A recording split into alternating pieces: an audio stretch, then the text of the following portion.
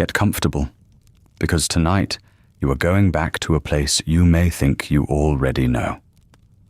You have walked through Vault 101 before. Perhaps you remember it as the beginning of a game. A birthday party, a classroom, a few bright blue jumpsuits, then a rushed trip through familiar corridors toward a door that has stayed shut for 200 years. You may remember the vault as a starting room, a place to leave. But that is not what it is when you live here. When you live in Vault 101, there is no starting room. There is only home. There are ceilings you have known since childhood, lights that rise and dim on schedules set by people you have never met, and a steel door somewhere above you that most residents do not expect to see opened in their lifetime. The vault is not a temporary shelter in your mind. It is the whole shape of the world. You know its levels better than you know any map of the old United States. You know which corridor always carries the smell of cleanser before the morning shift. You know which stairwell has a handrail that feels loose beneath your palm. You know the small delay before the cafeteria water tap runs cold. You know that the ventilation fans above the atrium make a different sound during filter changes, and that a loud conversation can travel farther than people think through the service passages. Outside is a word in books. Outside is the place shown in faded educational films, where trees had leaves and rain fell from an open sky. Outside is also a place the overseer warns you about in calm, measured announcements. A place of radiation, disease, ruined buildings, and people who do not have the protection of a vault. You are not supposed to long for it. Tonight, you are not the person who runs through Vault 101 with a pistol, opening doors that were meant to remain locked. You are not here to search every desk, collect every useful object, or treat a maintenance tunnel as a shortcut to the next objective. You are simply one young adult among the vault's small population. You have a work assignment. You have neighbors. You have a place in the cafeteria line. You have a jumpsuit hanging beside your bed, clean enough for another day. And you have spent your entire life inside a machine built to make permanence feel ordinary. If you enjoy these quiet visits into the working lives hidden behind Fallout's larger stories, you can subscribe. And if you are listening late at night, perhaps leave a comment later with the vault or settlement where you think you could manage best. For now, though, there is no need to choose. For now, the vault is still closed. The morning has not yet begun, and you are waking beneath Northwest Washington in the year 2277. It has been 200 years since the Great War. Above you, the old capital lies broken across the surface. The monuments, office towers, highways, apartment blocks, and government buildings of Washington are still there in one form or another, though you do not see them. You know them from school lessons, from old pictures, and from the occasional carefully selected image on a terminal screen. The people who teach you do not show the surface as a place you might visit. They show it as evidence. This is why the vault exists, the lessons say. This is what happened when the old world trusted too much in things that could not last. This is why rules matter. This is why doors stay sealed. This is why every resident has duties, every department has a supervisor, and every question has a proper place to be asked. Vault 101 sits underground beneath layers of earth, cracked concrete, and the remains of a city that once imagined itself permanent. Its outer door is thick enough to be part of the landscape. Its interior is steel, painted walls, pipes, vents, terminals, storage rooms, sleeping quarters, classrooms, offices, and all the small, repeated spaces required to keep a community alive without ever seeing the sun. There is no dawn here in the usual sense. The vault's morning begins when the public lighting shifts from its low overnight setting to a brighter white. It begins when the speakers carry the first announcement of the day. It begins when the cafeteria staff start warming water and opening containers from storage. It begins when people step into corridors wearing the same blue and yellow uniforms they wore yesterday, and the day before that, and most likely will wear tomorrow. The light tells you it is morning. The schedule tells you it is morning. Your body has learned to agree. You are old enough now to have a regular place in the work rotation. Not one of the senior positions. Not yet. You do not approve requisitions or sign departmental reports. You do not decide who moves to a different apartment, who receives extra training, or which concern reaches the overseer's office. But you are trusted with work that matters. This morning, your assignment is maintenance support. The title sounds plain because it is plain. In Vault 101, most important things have plain names: water systems, air circulation, waste processing, food stores, medical supplies, security, education, maintenance. Nobody needs a dramatic name for the person who keeps a pipe from leaking. Everyone understands the value of a pipe that does not leak. Your first task will be on a lower service level, where the vault's circulation lines run behind access panels and through narrow utility corridors. A technician has noticed a slight change in the sound of one of the pumps. Not a failure. Not an emergency. The sort of thing that becomes an emergency only when people ignore it long enough. Later, you are expected at the cafeteria for the midday meal. Then, you will spend part of the afternoon assisting in a classroom, where younger residents learn arithmetic, reading, basic tool safety, vault history, and the civic rules that explain why life in a closed community must be orderly. After that, there will be another maintenance check, an evening meal, household chores, and curfew. It is an ordinary day. That is the point. Vault 101 is easy to misunderstand if you only see it during the few hours when its routines are breaking apart. A person arriving from the outside, or leaving for the first time, sees locked doors, armed security, tense conversations, and a building suddenly forced to confront a change it was not designed to accept. But most days are not like that. Most days are made of cups washed and stacked, filters cleaned, lessons repeated, jumpsuits mended, reports filed, children reminded not to run in the atrium, old residents complaining about the cafeteria menu, with the comfort of people who have complained about it for decades. The vault survives through repetition. And repetition is not merely boredom, it is engineering. A sealed community has no easy margin for carelessness. It cannot simply order more water if a purifier stops working. It cannot open a window if the air feels stale. It cannot send someone down the road for replacement parts, because there is no road, and because the road above belongs to a world most residents have been taught to fear.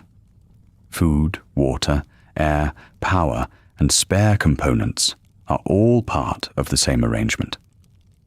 A pump needs electricity. Electricity depends on equipment that must be inspected. inspection depends on trained workers. Workers need food and clean water. Food needs storage, cultivation, and a system for handling waste. Every part supports another part. A missed shift or a misplaced tool may be small on its own, but there are not many small things in a vault for long. This is why the daily schedule has such force. The schedule is not only a way of making people obedient, though it does that too. It is also a way of making sure somebody is always where they need to be. Someone is assigned to the clinic. Someone is on security duty. Someone is checking the hydroponics trays. Someone is monitoring the utility boards. Someone is teaching children how to recognize a worn cable before it becomes a problem.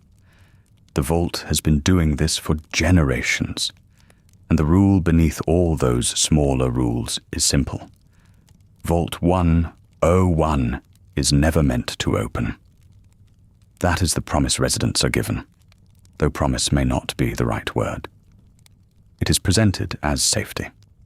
The outside world is unsafe. The inside world is protected.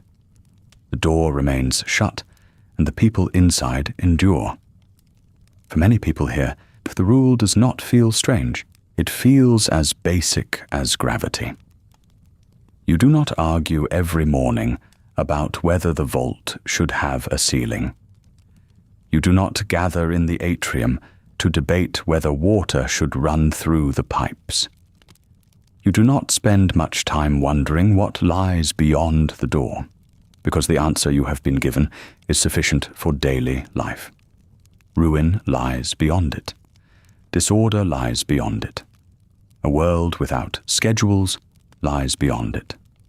The vault is what keeps all of that away. Or so you are taught.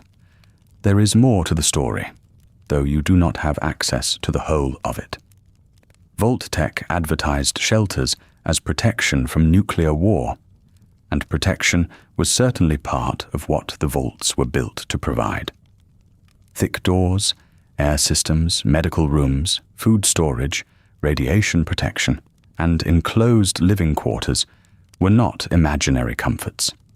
But the company that designed these places also designed rules for people who had no say in them. Vault 101 was given a particular mandate: remain sealed. The overseer was to maintain that isolation. The community was to continue beneath the surface, generation after generation, with the door closed and the outside held at a distance. The people born here did not sign that mandate. Your grandparents did not write it. The children who hurry through the school corridors did not choose it.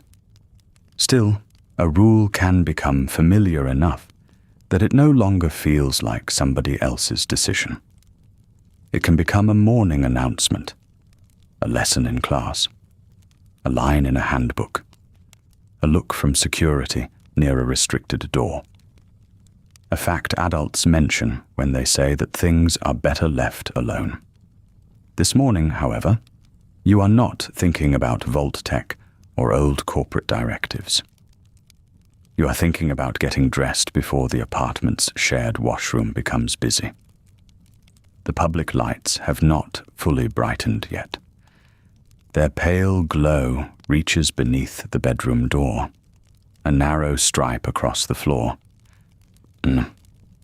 Somewhere in the apartment, a pipe taps once as water begins moving through the morning cycle. You lie still for another moment. The mattress is thin but familiar. Your room is small, but it holds what you need: a bed, a locker, a shelf for a few personal things, a hook for your jumpsuit, and enough floor space to stand while you pull on your boots. That is not much by the standards of the old world. The old world, according to the images in school, had houses with yards and rooms set aside for no purpose more urgent than entertaining guests. Here, space has a job. Every wall holds something. every cupboard has a reason. Every apartment belongs to a careful arrangement of family size, work schedules, and available square footage. Privacy exists, but it is measured. Silence exists, but it is never complete. The vault is always breathing around you.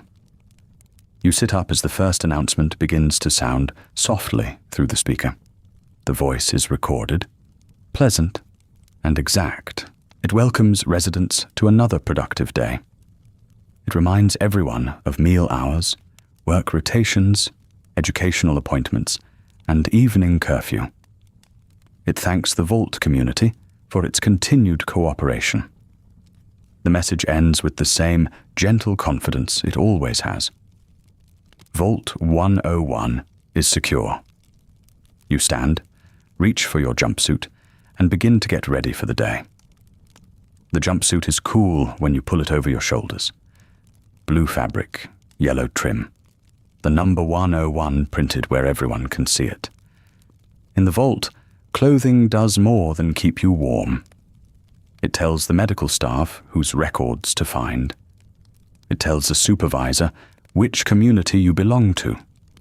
It tells you, quietly and every day, that there is no need to ask where you come from. You smooth the fabric at the sleeves, lace your boots, and open your locker. Inside are the few objects that do not belong to the maintenance department, the school, the clinic, or the quartermaster. A comb, a folded photograph copied from an old family file, its original long since too faded to handle. A paperback book with a cracked spine. 2 spare sets of socks, rolled together. A little collection of bottle caps that has no official use inside the vault, though people keep them anyway. They are reminders of a larger world, even if almost nobody here has seen it. The apartment beyond your room is beginning to stir. A cupboard closes. Someone turns the tap in the washroom, then turns it off again without letting the water run. That is habit. Nobody needs a lecture about wasting clean water. The lesson begins early, before a child is old enough to reach the sink without standing on a stool. You take your turn in the washroom after the others have finished. The mirror over the basin has a thin crack running from one corner. It has been there for years. The fixture gives you a brief, uneven reflection under a ceiling light that flickers once before settling. The water is cold at first. You splash it over your face, brush your teeth, and listen to the pipes behind the wall. Water arrives, water leaves, water is carried away to be cleaned, filtered, treated, and sent back into the vault's daily circulation. In a place like this, a morning wash is never only a morning wash. It is part of an arrangement that has to work every hour, whether anyone is thinking about it or not.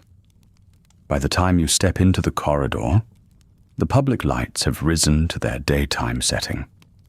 The hallway is still narrow, still painted in faded institutional colors, but it has become busy. Doors open one by one.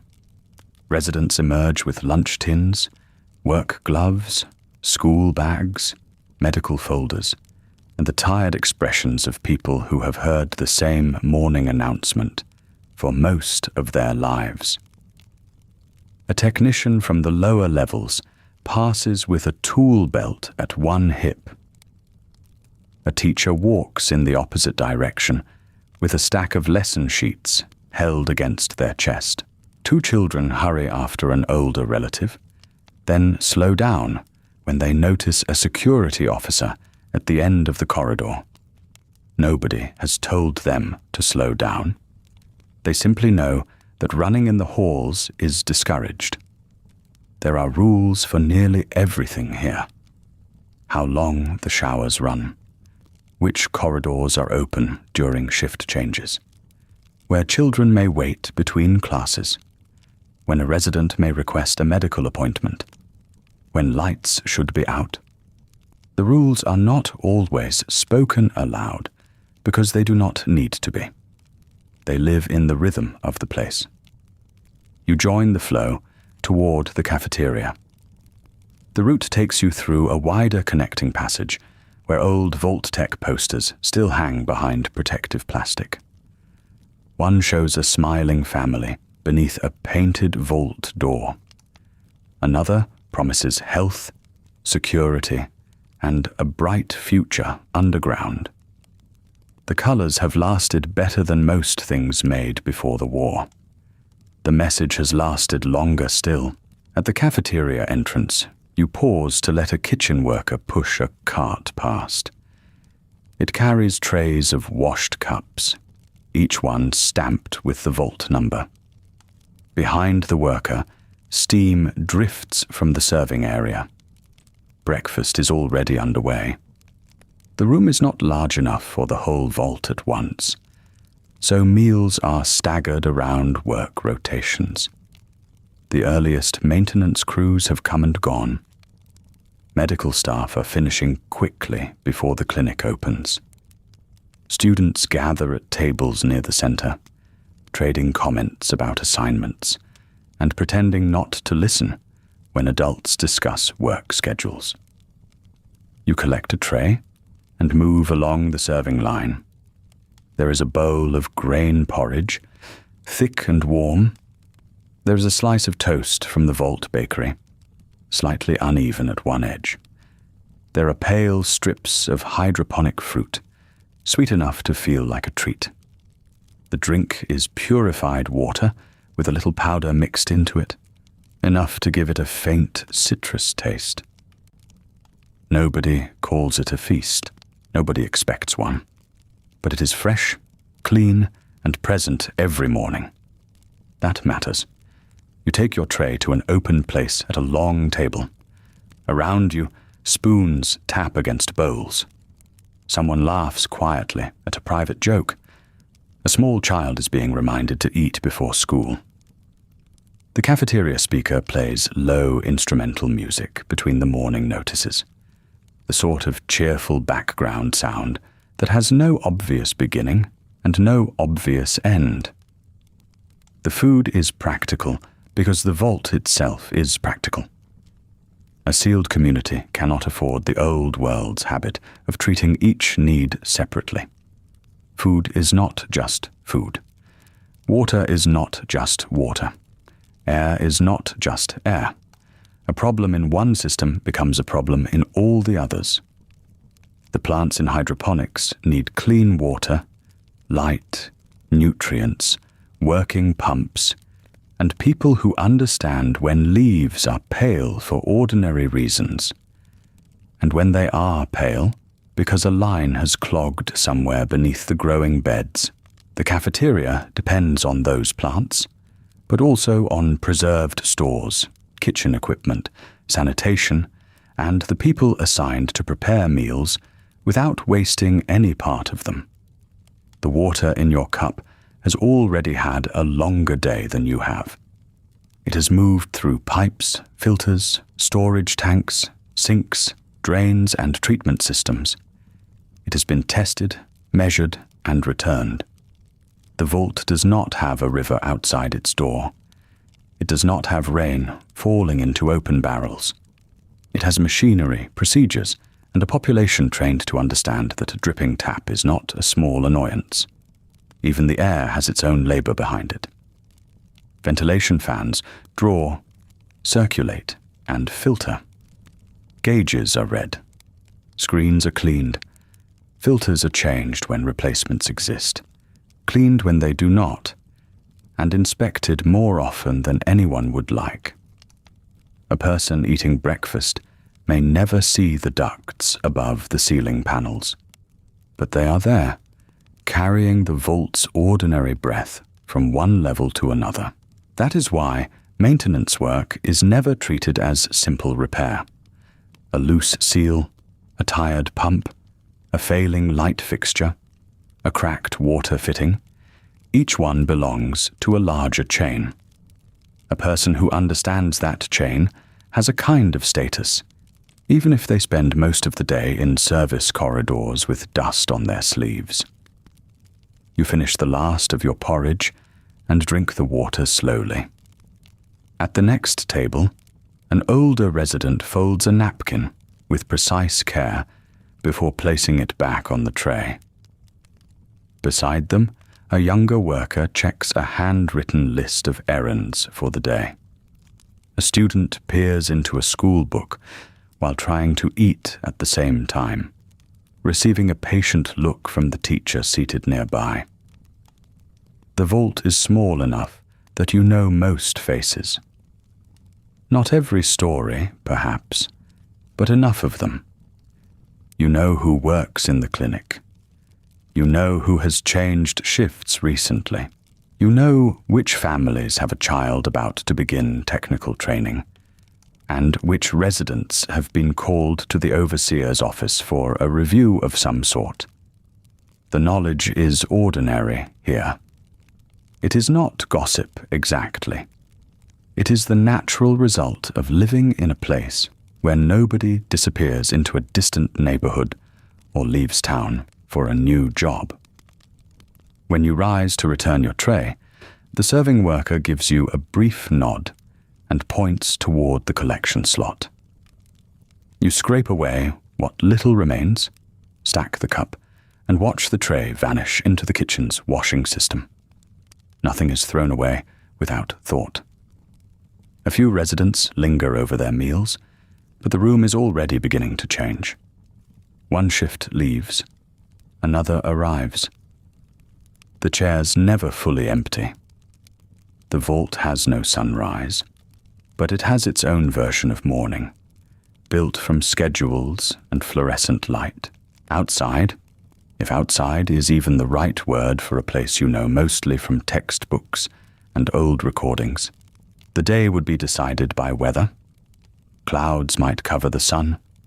Wind might move through ruined streets. Rain might fall somewhere beyond the sealed rock and concrete above you. Here, the lights brighten because a timer says they should. The speakers click softly.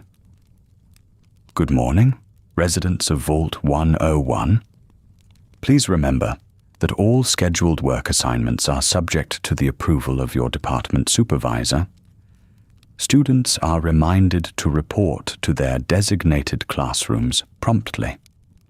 Residents requiring non-emergency medical services should register at the clinic before 1300 hours. The voice pauses. Your continued cooperation keeps Vault 101 safe, productive, and secure. The announcement is familiar enough that most people barely look up. Still, it settles over the room. It gives the day its official shape. A child at the nearby table repeats the final words under their breath, half serious and half amused.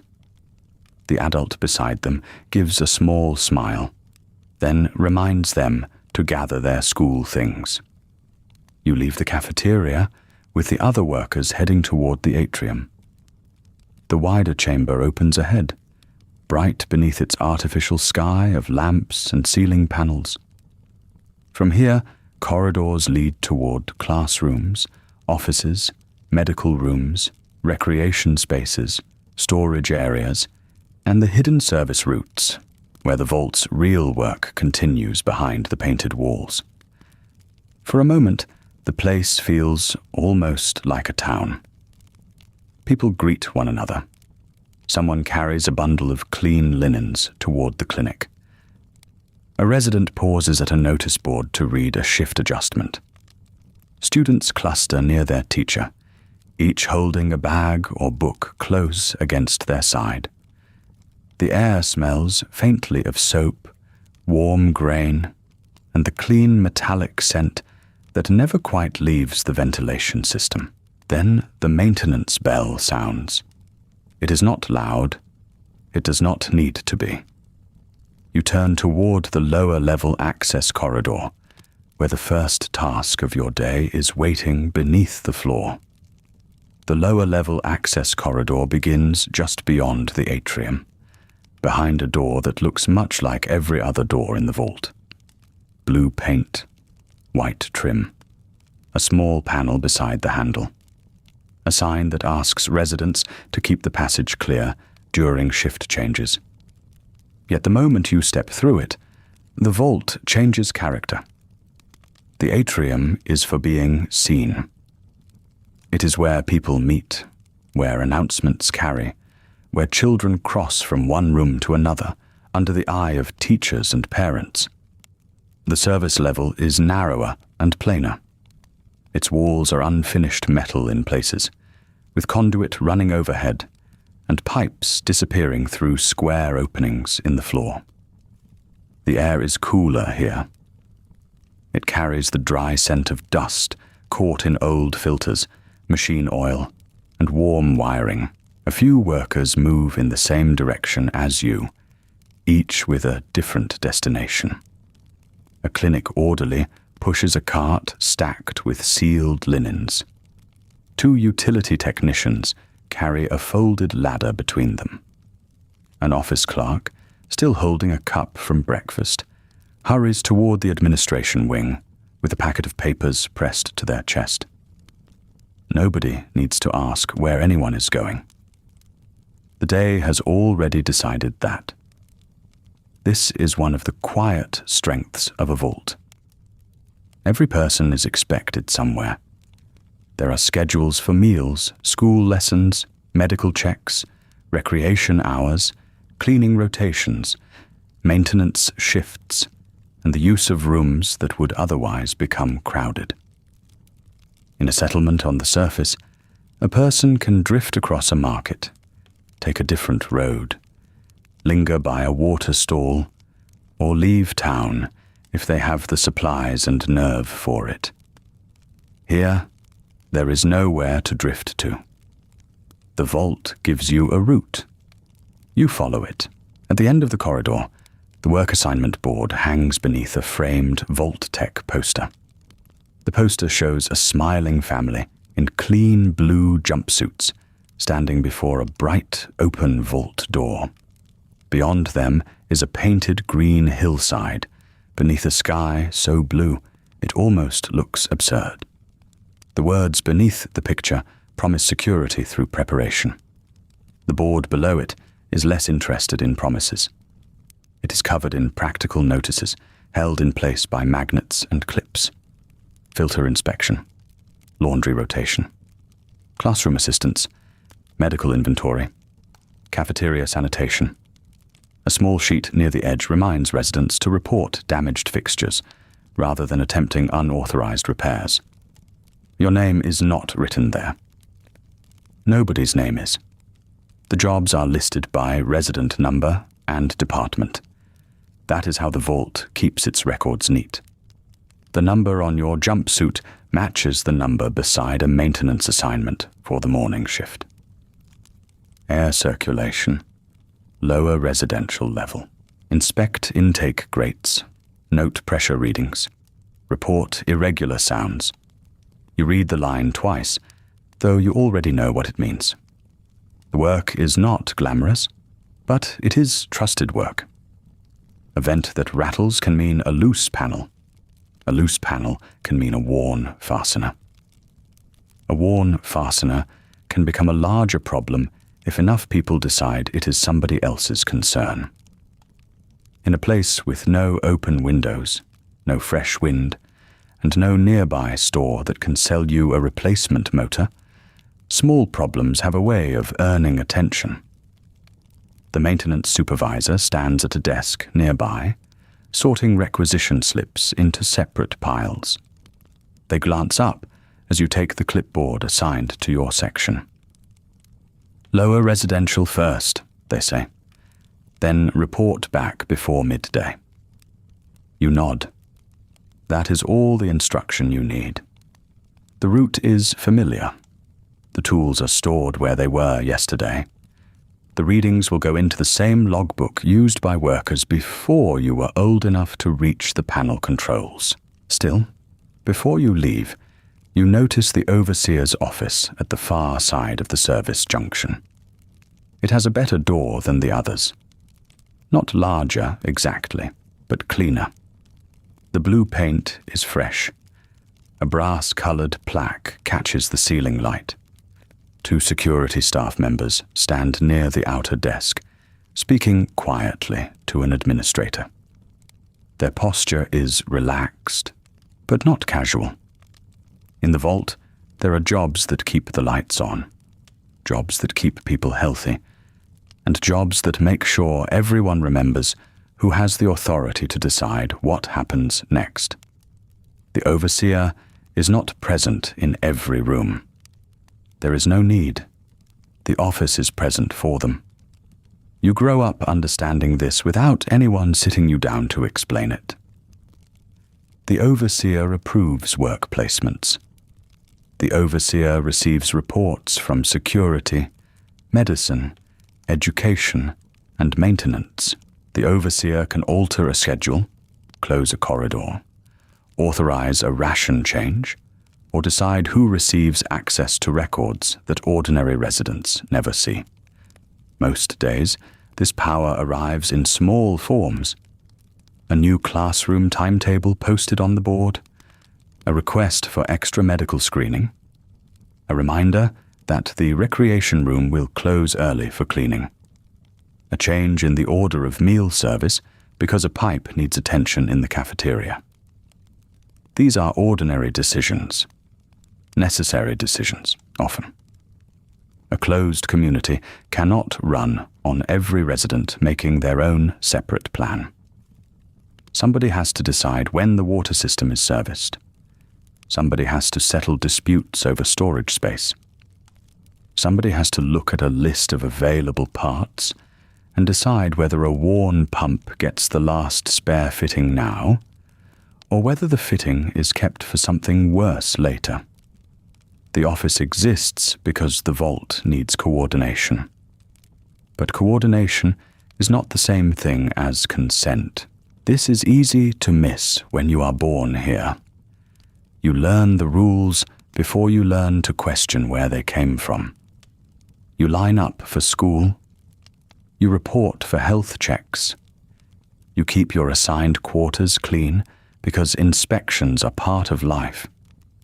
You are taught that privacy matters, but that safety matters more. You are taught that the vault survives because everyone does their part, and that doing your part means accepting the limits placed around you. The limits are everywhere, though they are polite enough not to announce themselves. Certain doors need clearance you do not have. Certain terminals ask for passwords that belong to department heads. Certain files are stored in offices rather than the public archive.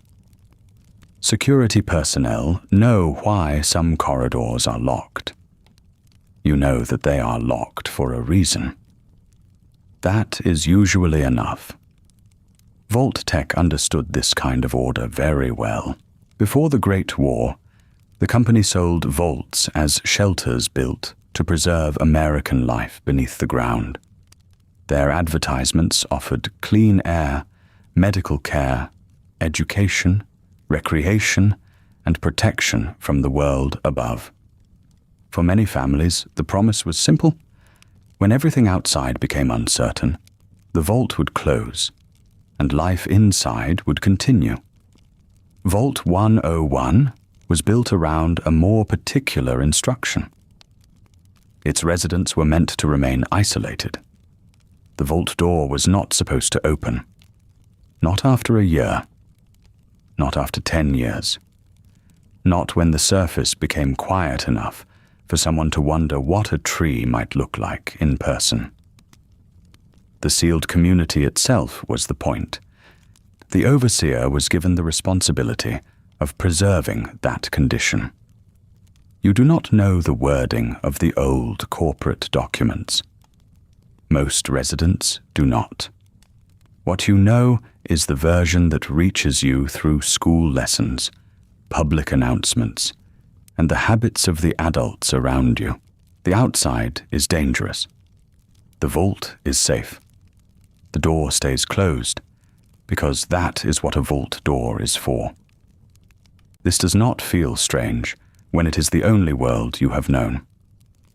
A child born inside Vault 101 does not stand at the entrance each morning and mourn a landscape they have never seen.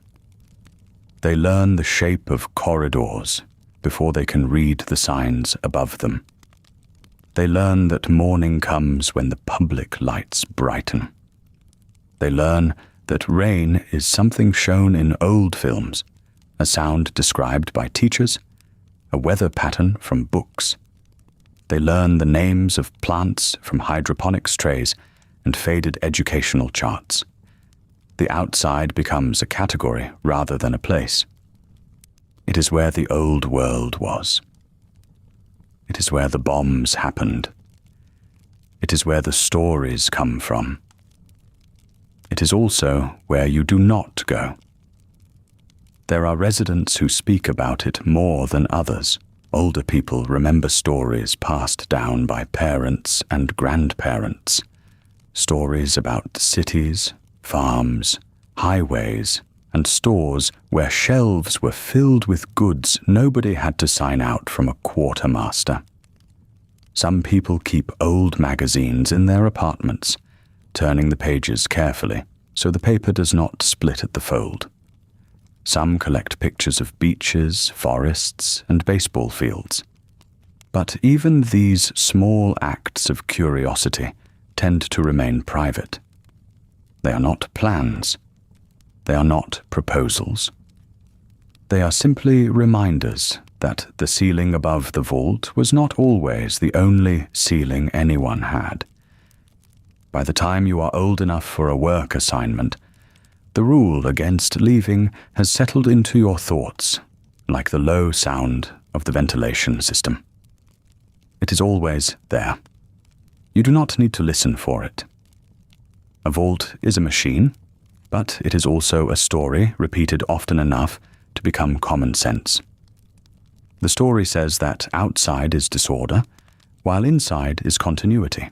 The story says that the overseer protects the whole by making difficult choices. The story says that a person who follows the schedule is not giving anything up. They are helping preserve a way of life. And there is truth in some of it. You have clean water in your cup this morning. You have a clinic with working instruments, classrooms with books, a cafeteria that serves food at regular hours, and air that reaches your apartment through ducts somebody inspected yesterday. Those things do not happen by accident. They happen because people work. They also happen because people are watched. At the far end of the junction, a security officer opens a restricted door long enough to admit an administrator. You catch only a brief view of the corridor beyond. The lights are brighter there. The floor is cleaner. Then the door closes with a soft mechanical seal. You look down at your clipboard again. Air circulation, lower residential level. There is comfort in a task that can be measured. A vent is either clear or blocked. A pressure gauge is either within its expected range or it needs another look. A loose fitting can be tightened. A worn filter can be logged and replaced when stores allow. The larger rules of the vault are harder to measure. You pass through another door and begin down the stairwell. Above you, the atrium continues with its classrooms and notices and carefully arranged public life. Below, the pipes grow thicker. The painted walls give way to panels marked with maintenance codes. Somewhere ahead, a circulation pump turns steadily behind a locked grate. Your first inspection point is waiting. The lower residential level has no windows, of course, but it still has its own version of weather. The air is warmer here than it was in the atrium. It carries the dry, metallic smell of warmed dust and old insulation. Behind the walls, water moves through pipes in steady runs. Fans send a constant pressure through the ventilation ducts. The sounds overlap until, after enough years, most residents no longer hear them at all. You hear them because that is part of the job. At the first inspection point, you unclip the panel beside the stairwell door and look at the gauge. The needle rests in its marked green band. You copy the reading onto your sheet, date it, and add the time in neat pencil. The form has boxes for every ordinary possibility.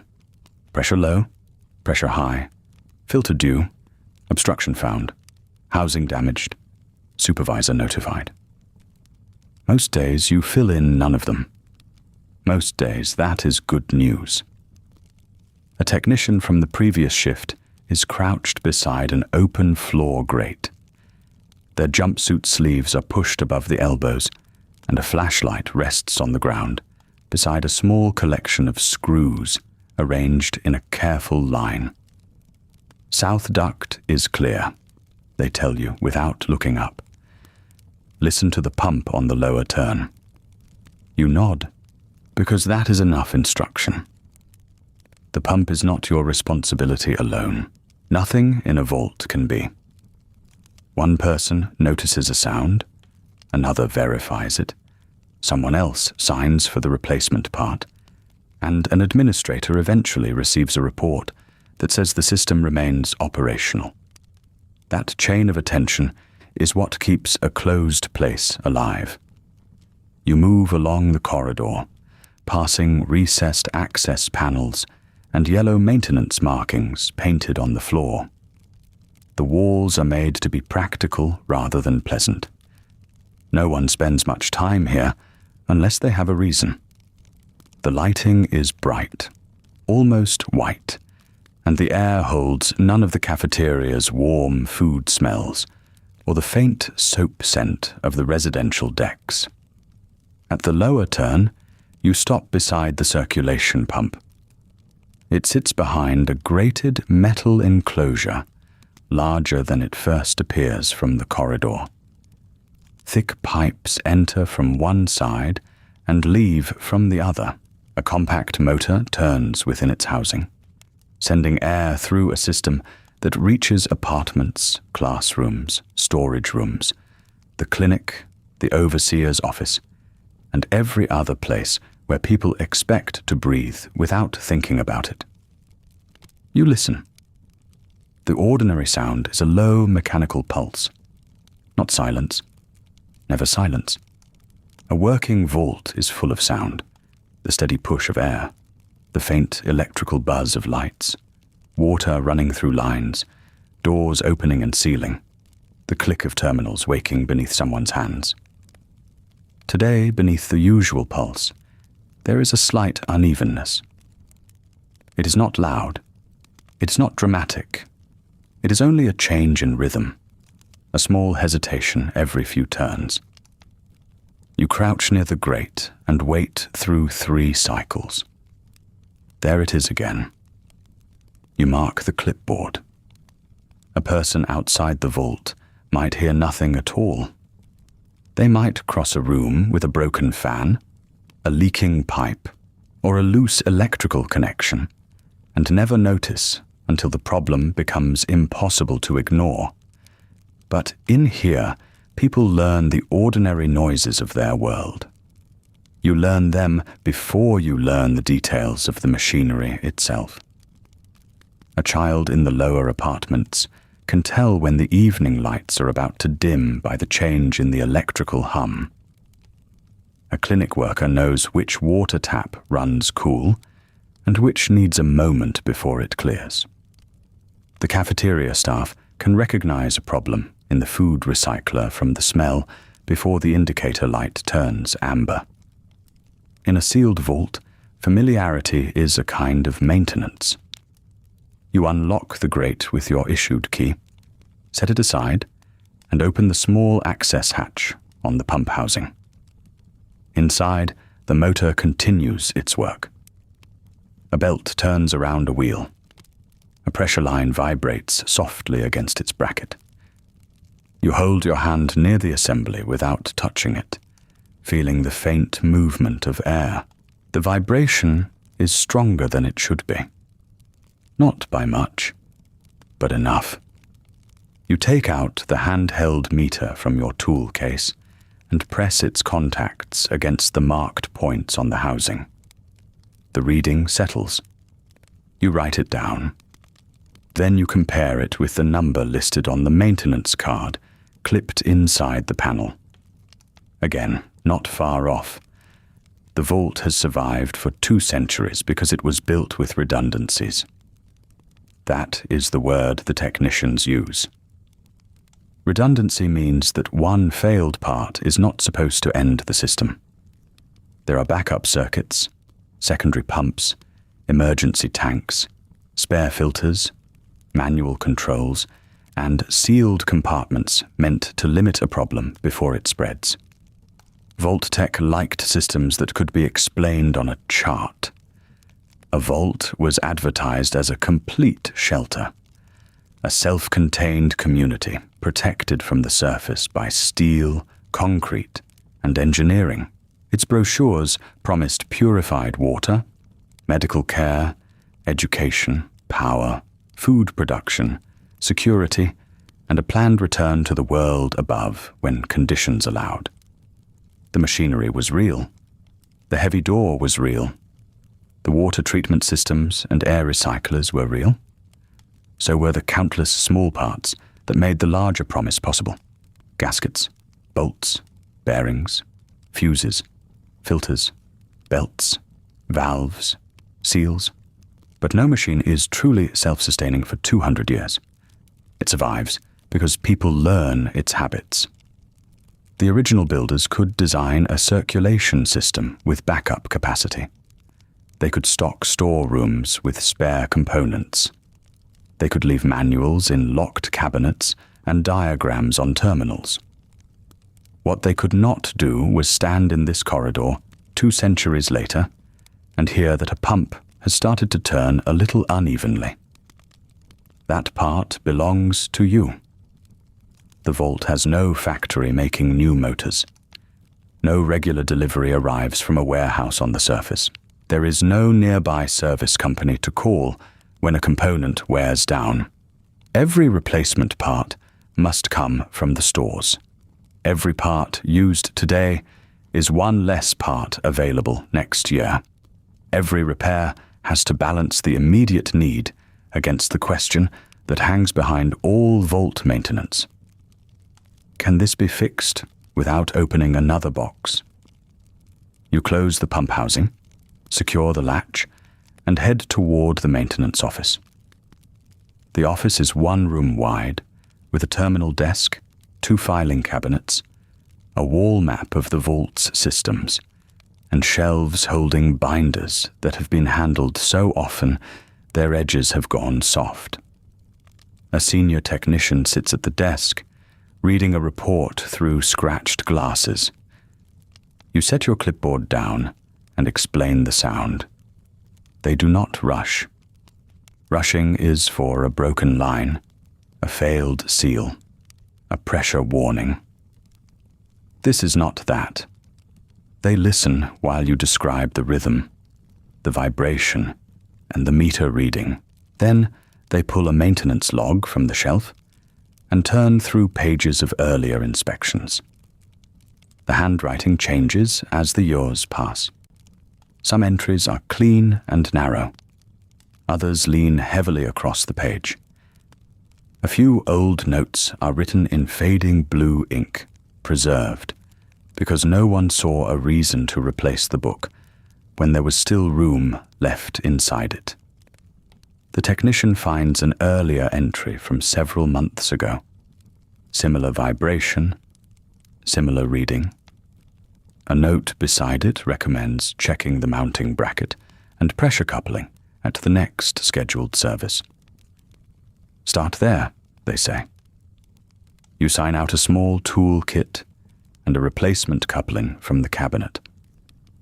The technician writes the item number onto a requisition form then makes you initial beside it.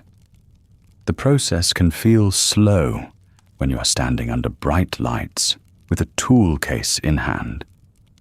You know what needs doing. You want to go back, tighten the part, hear the pump settle, and move on with the day. But paperwork is also part of the repair. The vault has lasted because its residents keep track of what they use. A missing fitting is not merely a missing fitting. It is a record that no longer matches the shelf. It is a future repair made harder by someone who cannot remember where a part went.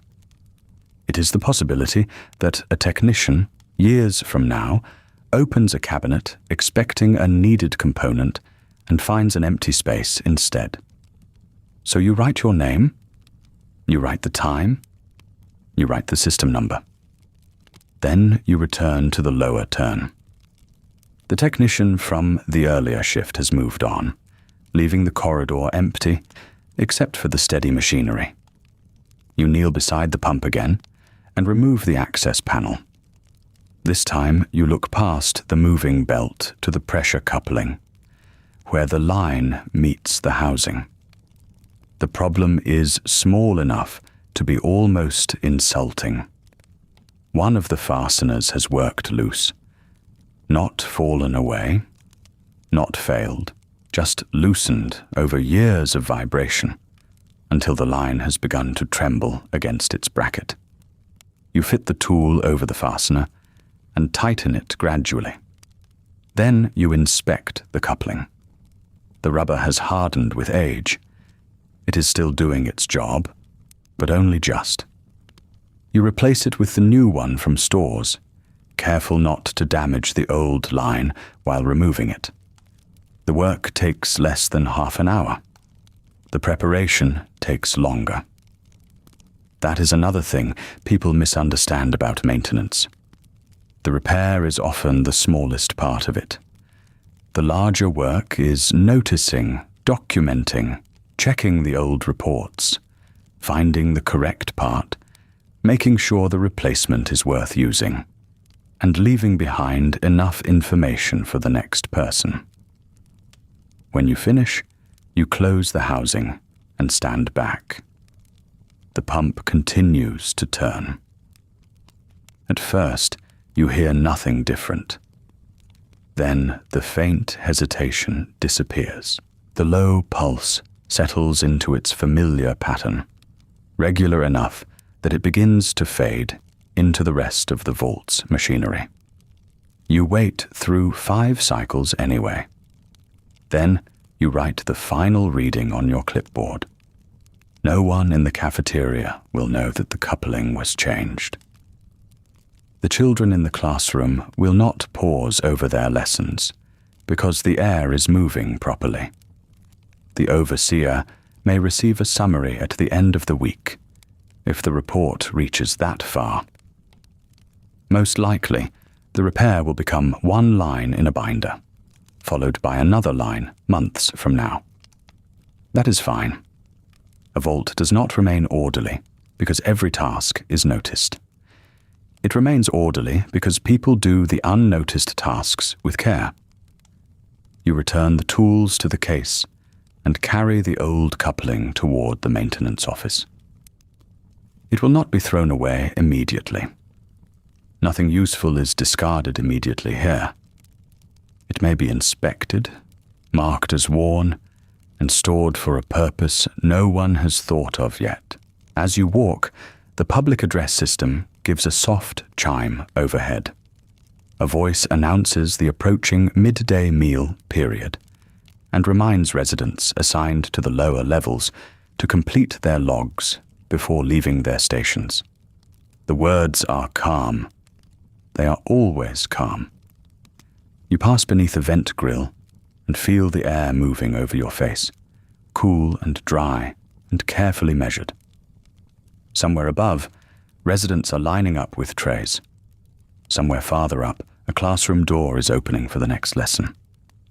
Somewhere behind a restricted door, someone is reading reports and deciding which small irregularity deserves attention first. For now, the vault is breathing as it should. And because it is, you can put your pencil back in its clip, close the maintenance log, and make your way toward lunch.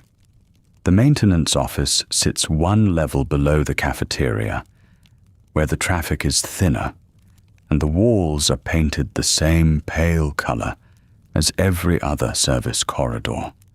The difference is in the doors. Public doors have windows, notices, and handles worn smooth by many hands. The doors down here have small signs, keycard readers, and hinges that receive a little oil whenever someone remembers. You carry the tool case in one hand and the old coupling in the other. The coupling is no larger than your palm. Its outer surface has dulled with age, and one edge bears a shallow line where it sat under strain for too long. It has done its job for years, perhaps decades. No one can tell you exactly when it was fitted into the circulation line. The first maintenance records were neat and typed.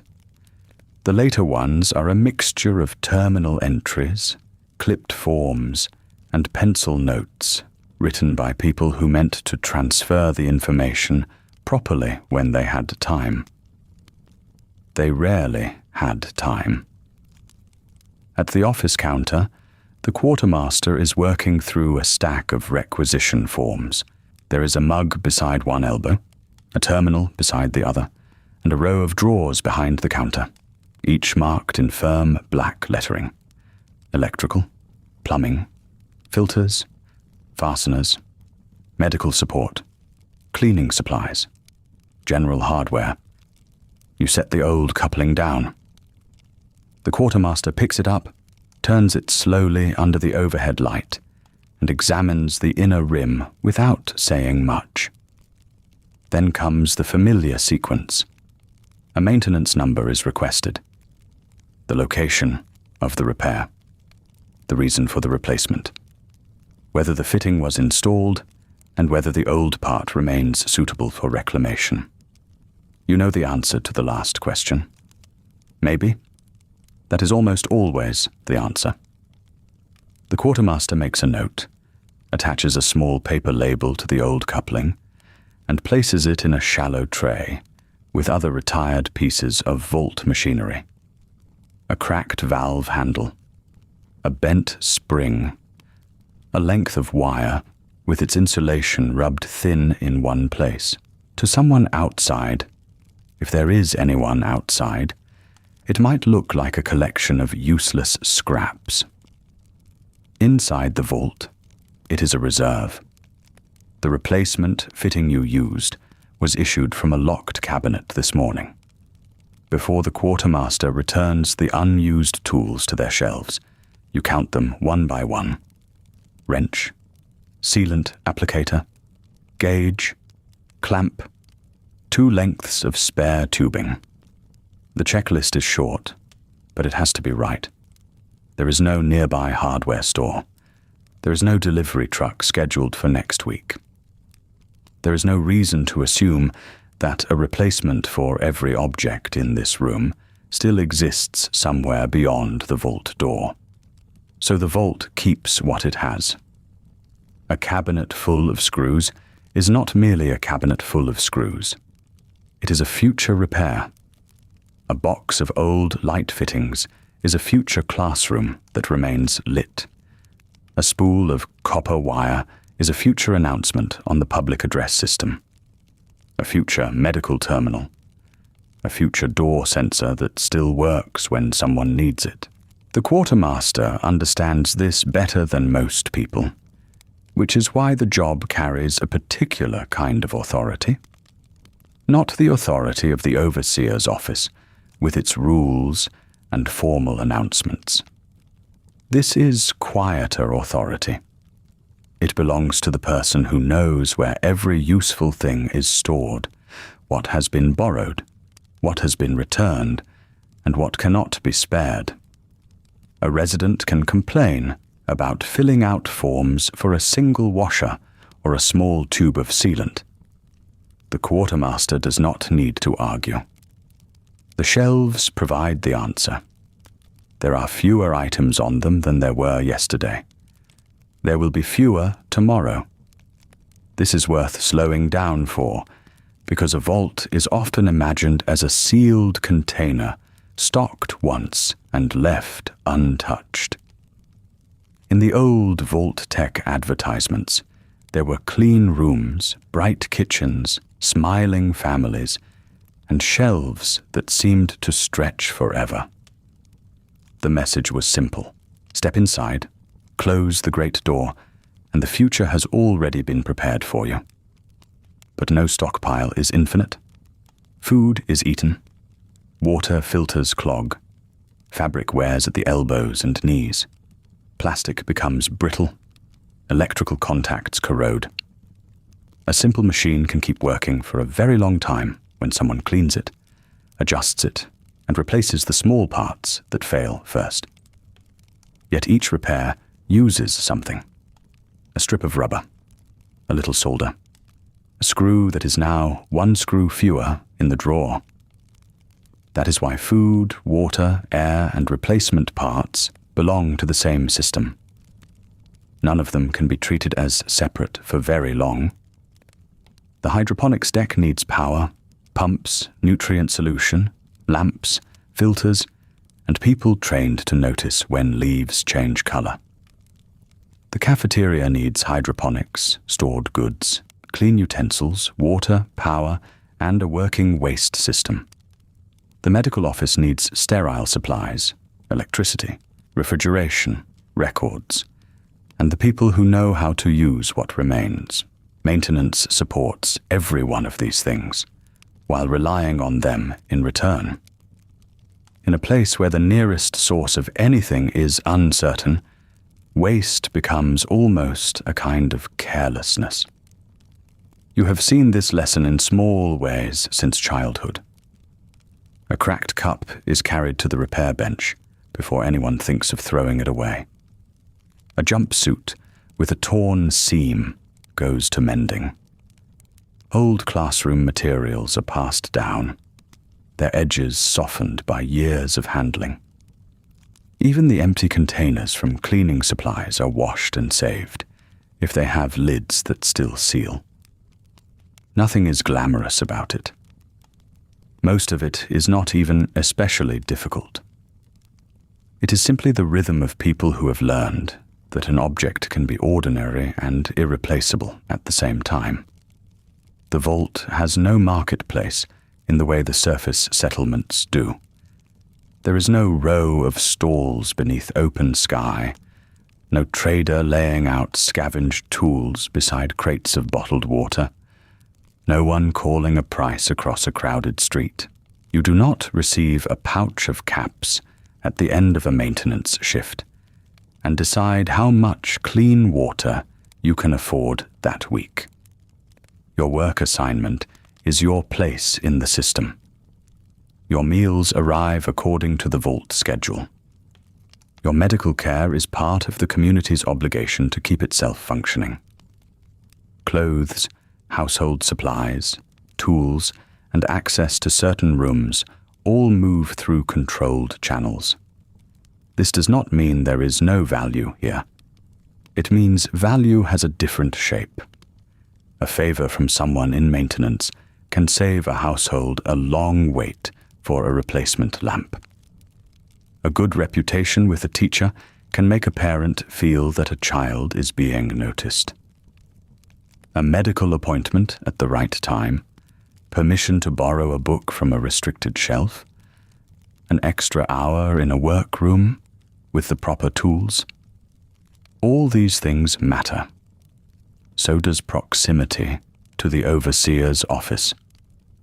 The vault does not call these things wealth.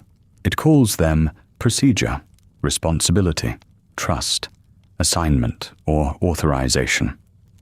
But people understand the difference between being known as dependable and being known as troublesome. They know which departments receive attention quickly which requests stay in a tray for a week, and which families are spoken of carefully when the subject of work placement comes around. Outside, the capital wasteland has built another kind of order from whatever survived the Great War. Bottle caps have become a common measure of trade across much of the region. A person with clean water, a reliable weapon, a working generator, or a pack Brahmin has something others can price. Settlements like Megaton and Rivet City do not have the vault's sealed schedules or its central storerooms. They depend on trade, repair, local agreements, and the steady movement of people between places that cannot produce everything they need. The cap is useful because people agree that it is useful. It is small, durable, difficult to make in large quantities, and familiar enough to pass from one hand to another without much explanation. In a place where paper promises have long since lost their meaning, a bottle cap can still stand for a meal, a tool, a favor, or a container of water. But a cap only matters if there is someone willing to trade with you. Inside Vault 101, the more important question is not what you can buy. It is what the vault can spare. That is why the quartermaster keeps the cabinets locked. That is why the old coupling receives a label instead of a trip to the trash chute. That is why your maintenance report asks not only what failed, but what was used to put it right. The quartermaster finishes entering the record and turns the terminal screen slightly so you can confirm the details. The text is dry and compact. Location, component, condition. Replacement installed. Old part retained for evaluation. You read it, nod, and sign your name in the space provided. For a moment, you look past the counter into the store's room. The shelves are taller than you expected when you were a child, though perhaps everything seems taller when you are a child. Rows of containers disappear into the cool, flat light. Some are original vault-tec issue, their labels faded but still legible.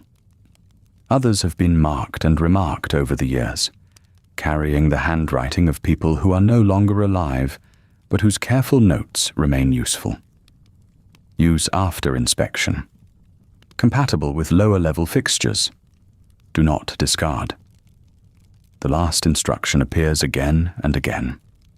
You collect the tool case. It feels lighter now that the spare fitting is no longer inside. Though the difference is small, the old coupling remains behind the counter, waiting to be cleaned, assessed, and perhaps placed in a drawer where it may sit for years before becoming exactly what someone needs. Then the public address system gives another soft chime. The midday meal period has begun.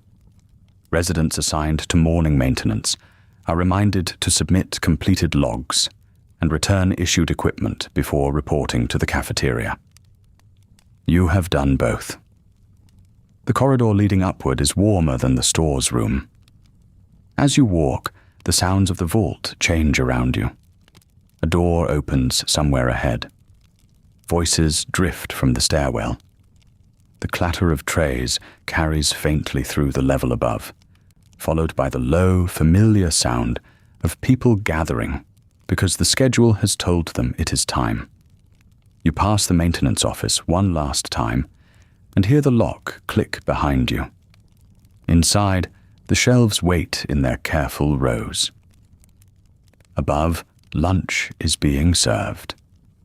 The cafeteria is busiest at the beginning of a meal period, when everyone arrives with the same small urgency, and nobody wants to be last in line. The room occupies a broad section of the residential level, with fixed tables, pale walls, and ceiling panels set brighter than the corridors. It is not large enough for the whole vault at once. Nothing in Vault 101 is built for everyone to do the same thing at the same time. That is why the schedules matter. You take a tray from the stack near the entrance. It has been washed so often that the blue paint has worn thin along its edges. Behind the serving counter, 2 kitchen workers move with the speed of people who know precisely how many portions they must make before the next bell. A ladle of vegetable stew goes into the deepest compartment. In another, there is a slice of dense brown bread.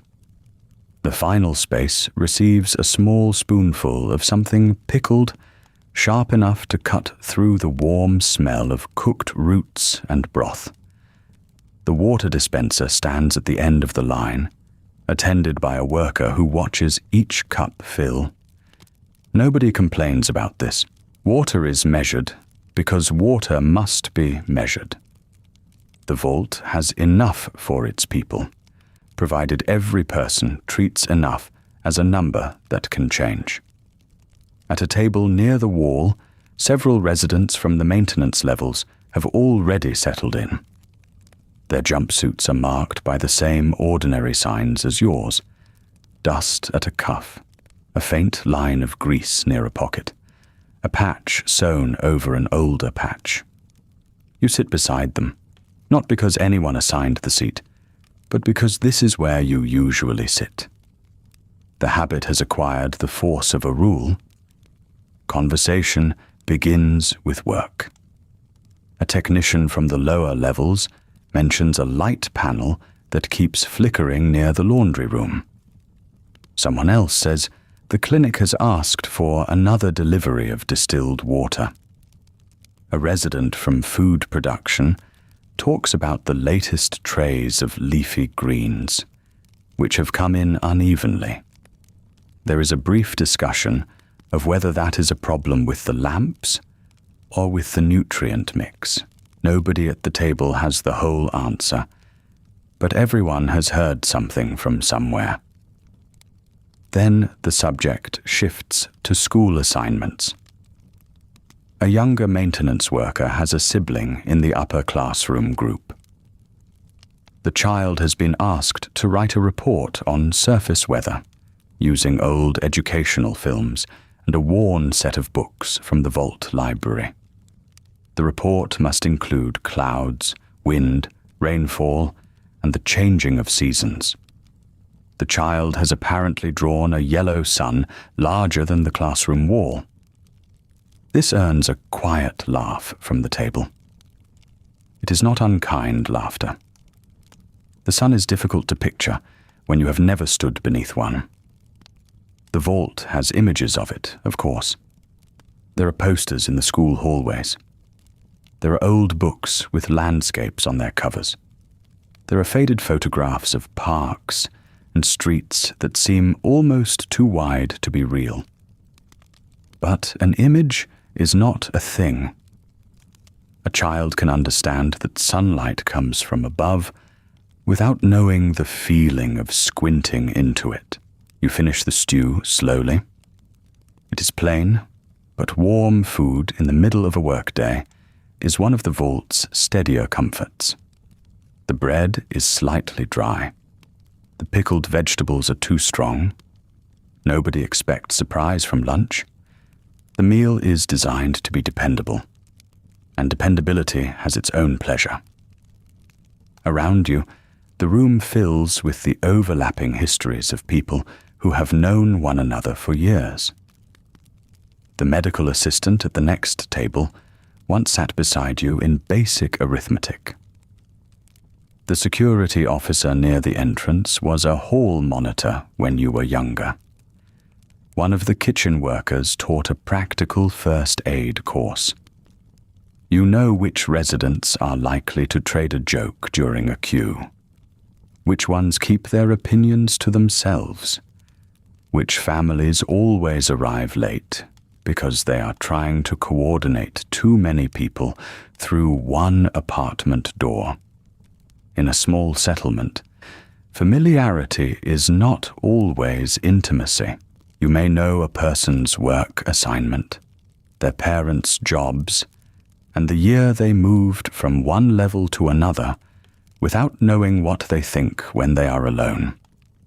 But the information is there, collected through rosters, classroom seating charts, medical appointments, birthday notices, and the simple fact that there are only so many corridors to walk. Vault 101 keeps records because it must.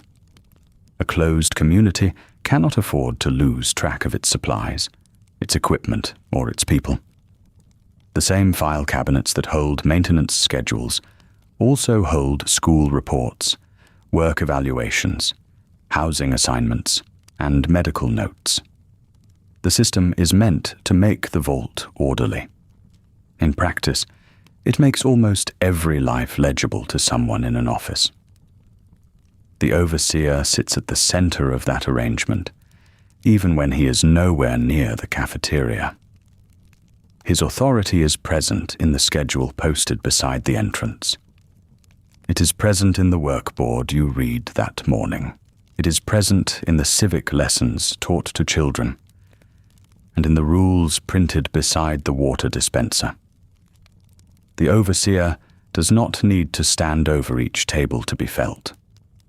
The vault has been built so that his office can reach through forms, announcements, access permissions, and the quiet habits people learn early. Approval from that office can make life easier. A desirable training placement, a better work schedule, access to a restricted technical manual, a recommendation for a medical course. These are small things in the shape of a day, but they can shape a life in a place where there is nowhere else to go. You place your tray on the return rack and follow the flow of residents back into the corridor. Your maintenance shift is not quite finished, but the afternoon has a different assignment waiting. Once each week, workers with practical training are asked to spend an hour in the classroom wing. The instruction supplements what the teachers provide. It also gives children a chance to hear from the people who keep the vault running, rather than only reading about systems in a manual. The classroom wing is quieter than the cafeteria. The walls carry old vault-tec posters, their colors still bright beneath the artificial lights. One diagram shows the proper use of a fire extinguisher. Another explains sanitation. A third presents a smiling family beneath the words safety, service, community. The words have been there for generations. Outside one classroom, a teacher waits with a clipboard held against their chest. The day's lesson is basic maintenance awareness, not repairs exactly. The children are too young to be sent into a service corridor with tools, but they can learn to recognize a dripping pipe, a broken light, an unusual sound from a vent, or a door that does not seal properly. In Vault 101, noticing is a useful skill. The children look up when you enter. Some sit straight away. Others continue whispering until the teacher gives them a patient look. They wear smaller versions of the vault jumpsuit, though some have added homemade patches, bits of colored thread, or carefully repaired elbows. Their feet barely reach the floor beneath the desks. You set a small collection of harmless objects on the front table. A gasket gone stiff with age, a clean air filter mesh, a length of pipe with a corroded fitting removed from one end, and a hand tool with a worn grip. These are not impressive objects. That is part of the lesson. A vault is not held together by dramatic machines alone.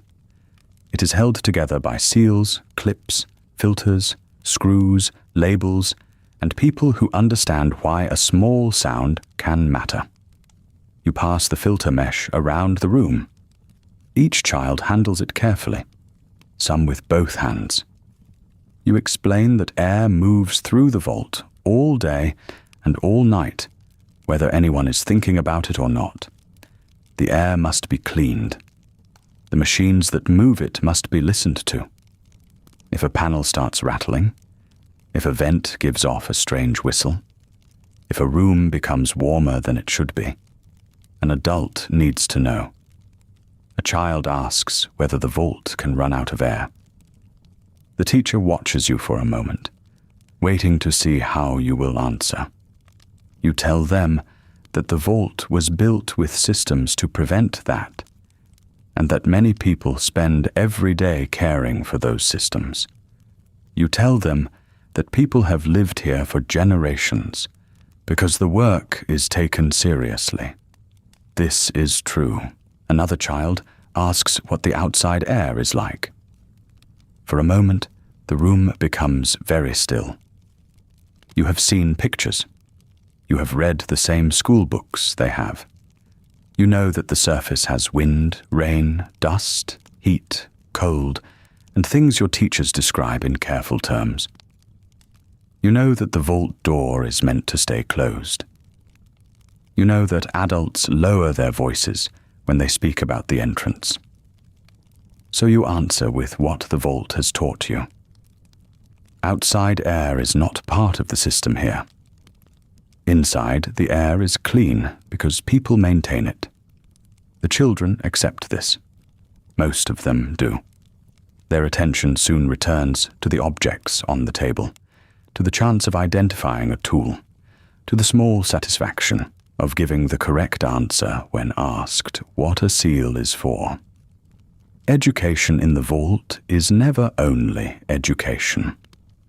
Reading and arithmetic matter because forms must be understood, inventories counted, and instructions followed. Biology matters because food must grow under lamps, and illness must be noticed early. History matters because the past explains why the vault exists, at least in the version of history approved for the classroom. Technical literacy matters because machines do not care whether the person facing them feels confident. A pump either works or it does not. A filter is either clean or it is not. In a settlement with open roads, a person might learn one trade and rely on others for the rest. Here, the boundaries blur. The teacher needs enough technical knowledge to recognize a problem. The technician needs enough civic knowledge to understand a schedule. The medical staff need clean water. The food workers need power. Security needs working doors. Every job rests on another job, and every child is taught in one way or another that competence is a form of belonging. There is comfort in that lesson. There is also pressure. You can see it in the way the older children listen when the teacher describes future work placements. They are not asked what distant life they might want. The future is presented in rooms, departments, shifts, and duties. There will be a place for them because there must be a place for them. The vault is a complete world, and a complete world has a use for every pair of hands. Before you leave, the teacher asks the class to show their drawings from the morning assignment. The papers come out one by one. There are pictures of blue skies copied from books, green trees copied from posters, and tall buildings copied from old photographs of Washington. One child has drawn a broad road running beneath a bright sun, with tiny figures walking along it. Another has filled the page with a field of yellow grass and placed the vault door at the far edge, round and blue, like a wheel standing upright in the earth. None of the drawings show the surface as it is in the year 2277. They cannot. The children have no memory to work from. only the fragments that have come down through screens, lessons, and the imagination of other people. Yet the pictures are not empty. They show that even in a place designed to close itself off, people continue to picture what lies beyond the wall. The school bell sounds, soft but clear. Chairs scrape back. Children gather their papers, their pencils, and the small pieces of their day. Soon they are moving into the hallway in pairs, heading toward their next lesson under lights that never change with the weather. You collect the filter mesh and the old gasket from the front table. The tool with the worn grip goes back into your case. Beyond the classroom wing, the afternoon maintenance levels are waiting. The route back to the maintenance levels takes you through the central atrium, then past the clinic, then down a corridor that most residents have no reason to use unless their work assignment brings them there. The vault changes character as you walk. Near the classrooms and cafeteria, there are voices, footsteps, doors opening and closing. Notices are pinned neatly to the walls. Someone is always carrying a tray, a stack of laundry, a clipboard, or a child who has fallen asleep at an inconvenient hour. Here, past the last row of residential doors, the corridor is wider and quieter. The floor has been scrubbed recently. The painted line along the wall is unbroken. A security camera rests in its metal housing above the junction. Its small indicator, light steady and red. One direction leads down toward service access. The other climbs gently toward a set of reinforced doors marked for authorized personnel. You do not stop in front of them.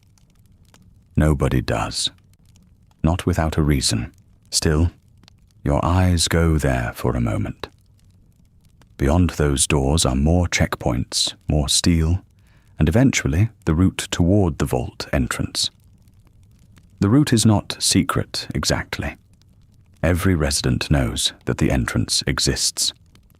Children grow up seeing its shape in school books and on old vault-tec posters.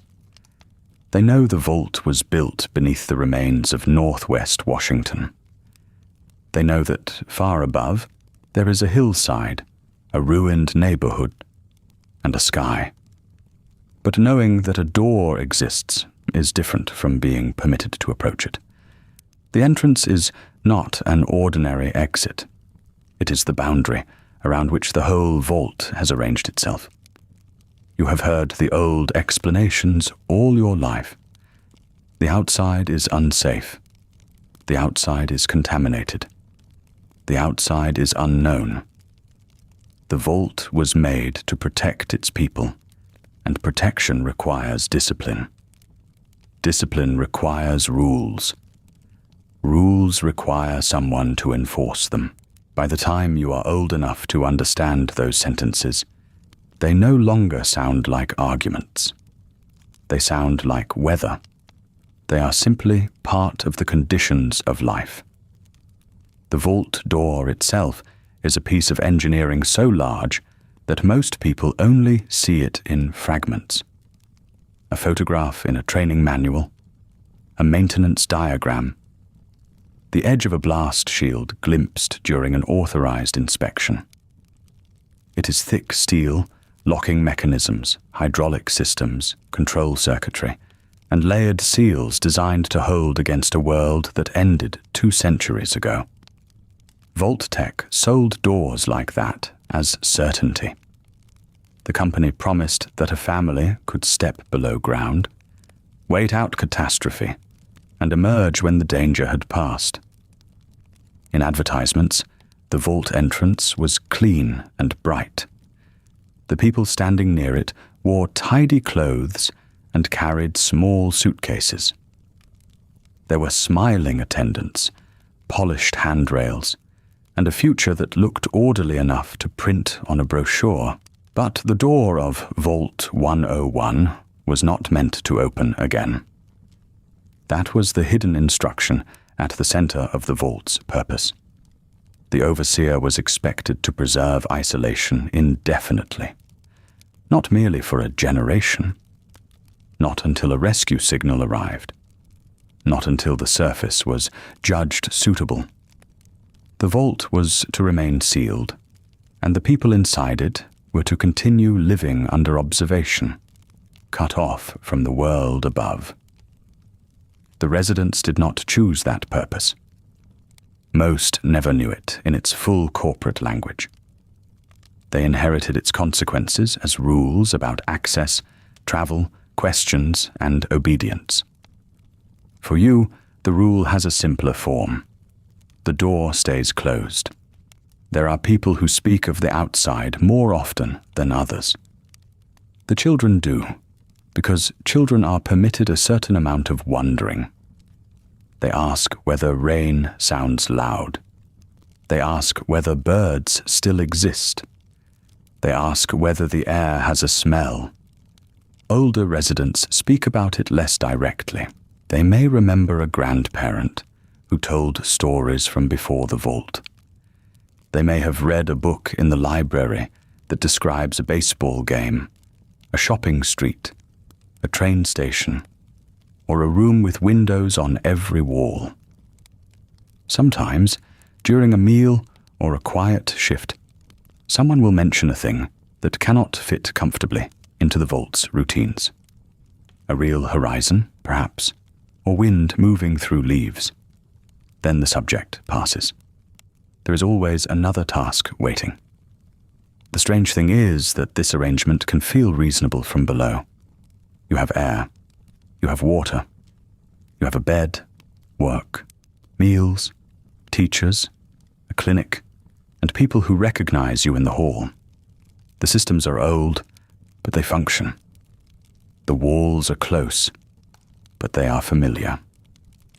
A person can become used to almost anything when it is all they have known. And the alternative is mostly a collection of warnings. Outside, you are told, there is radiation, there are broken buildings, poisoned ground, and no overseer to organize the day. There may be settlements somewhere, but they are far away, and their customs are unknown. There may be clean water, but nobody can tell you where to find it. There may be people, but no promise that they will have room for you. From inside Vault 101, the surface is not a place. It is an absence of guarantees. The irony is that the capital wasteland above you is not empty. In the year 2277, people live across the ruins of Washington and its surrounding roads. They have built settlements from scrap, old foundations, ship hulls, market stalls, and whatever else can be made to hold together. Megaton gathers residents around its walls and trade routes. Rivet City sits within the shell of an old aircraft carrier, its decks becoming streets, workshops, rooms, and markets. Smaller communities keep gardens where they can, draw water from whatever source they can protect, and learn the habits of every mile between one settlement and the next. Clean water matters there in a way it does not always need to be explained inside the vault. Your water comes from a system behind walls. It is measured, treated, tested, and sent through pipes by people who know which valves complain in cold cycles and which filters need changing before their warning lights activate. You may notice the limits of your ration, but you do not have to negotiate for every cup. On the surface, water shapes where people settle, what they trade, which roads they risk using, and what they can afford to carry. A working purifier can matter more than a fine weapon or a pre-war luxury. A trader with sealed containers and a dependable route holds something close to influence. A settlement with access to drinkable water has a reason for strangers to arrive, for stalls to open, and for caps to change hands. Caps are beginning to matter throughout the wider region as a practical medium of exchange. In parts of the old world, farther west, bottle caps had long been accepted because communities trusted them more than ruined paper money. In the capital wasteland, people use them because they are durable, familiar, difficult to make in endless quantities, and easy to count into a palm. Inside Vault 101, caps have little daily use. You do not buy breakfast. You do not rent your bed. The quartermaster does not ask for payment when you sign out a fitting, though they may ask why you need it and whether the old one can be repaired. Your wealth is not measured in a pouch of currency. It is measured in your work record, your standing, your household's reputation, and the degree to which the overseer's system considers you reliable. Outside, a person might trade a few caps for a meal, a repair, or directions. Inside, access is the currency. Access to the medical queue, access to restricted files, access to tools, access to a better work assignment, a larger room, or the confidence of someone whose signature opens a locked cabinet. The vault has its own economy, even if it rarely calls it one. There is also a force moving through the capital wasteland that you have only heard about in fragments. The Brotherhood of Steel maintains a presence around Washington. Their patrols, their armored figures, and their interest in old technology have become part of the region's larger pattern. To someone inside the vault, the Brotherhood may be little more than an occasional name from a heavily edited security briefing, another reason given for keeping the door sealed.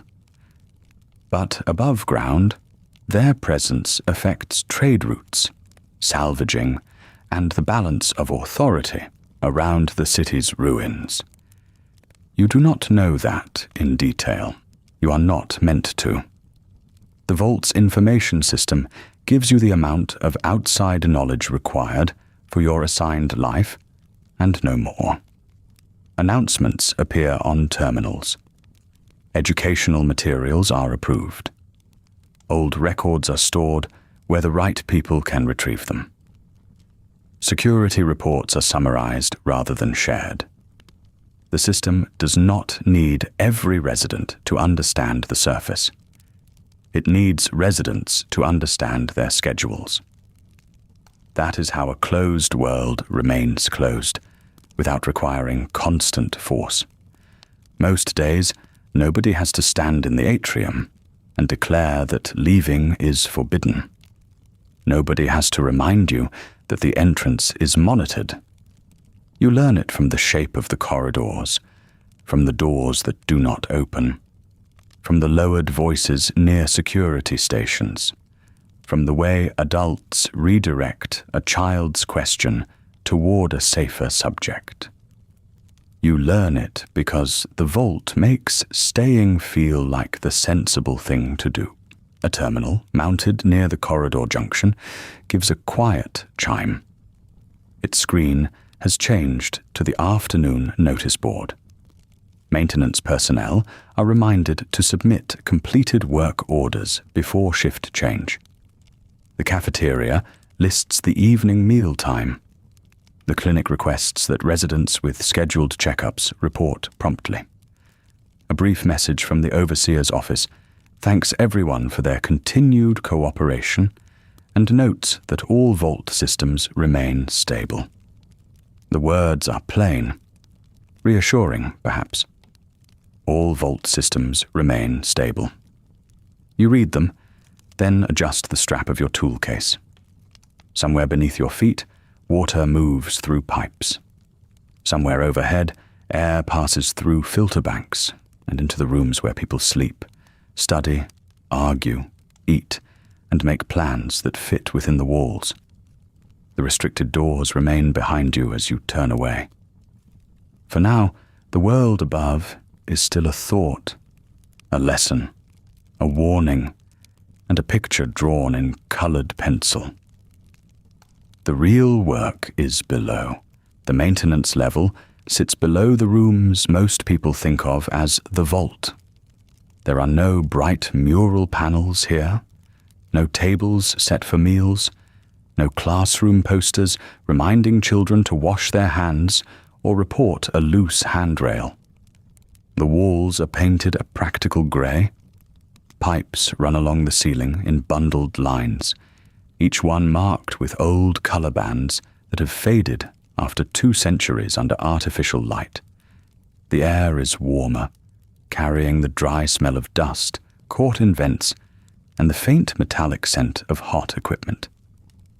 Your new work order is waiting at the desk beside the service lift. A pressure inconsistency in utility line 7. Minor, according to the note. The reading has drifted only a little from the expected range, but the technician on the earlier round marked it for inspection before the next shift takes over. That is how most problems begin in the vault. Not with an alarm, not with a dramatic failure, with a number that sits slightly outside its usual place. You sign the work order, tuck the clipboard beneath one arm, and follow the line through the lower corridor. The pipes are easy enough to trace if you know the vault's habits. The water lines have a certain arrangement around the filtration rooms. The cooling lines bend toward the generator equipment. Utility line 7 supplies a cluster of machines that keep the maintenance level tolerable, including a small cooling unit near the workshop and a pressure regulator that has been opened, repaired, and closed so many times that the bolts no longer shine. A technician from the previous shift has left a handwritten note on the wall panel. Check joint behind access plate. Do not replace whole section unless necessary. The handwriting is uneven, pressed into the paper with the force of someone writing while standing.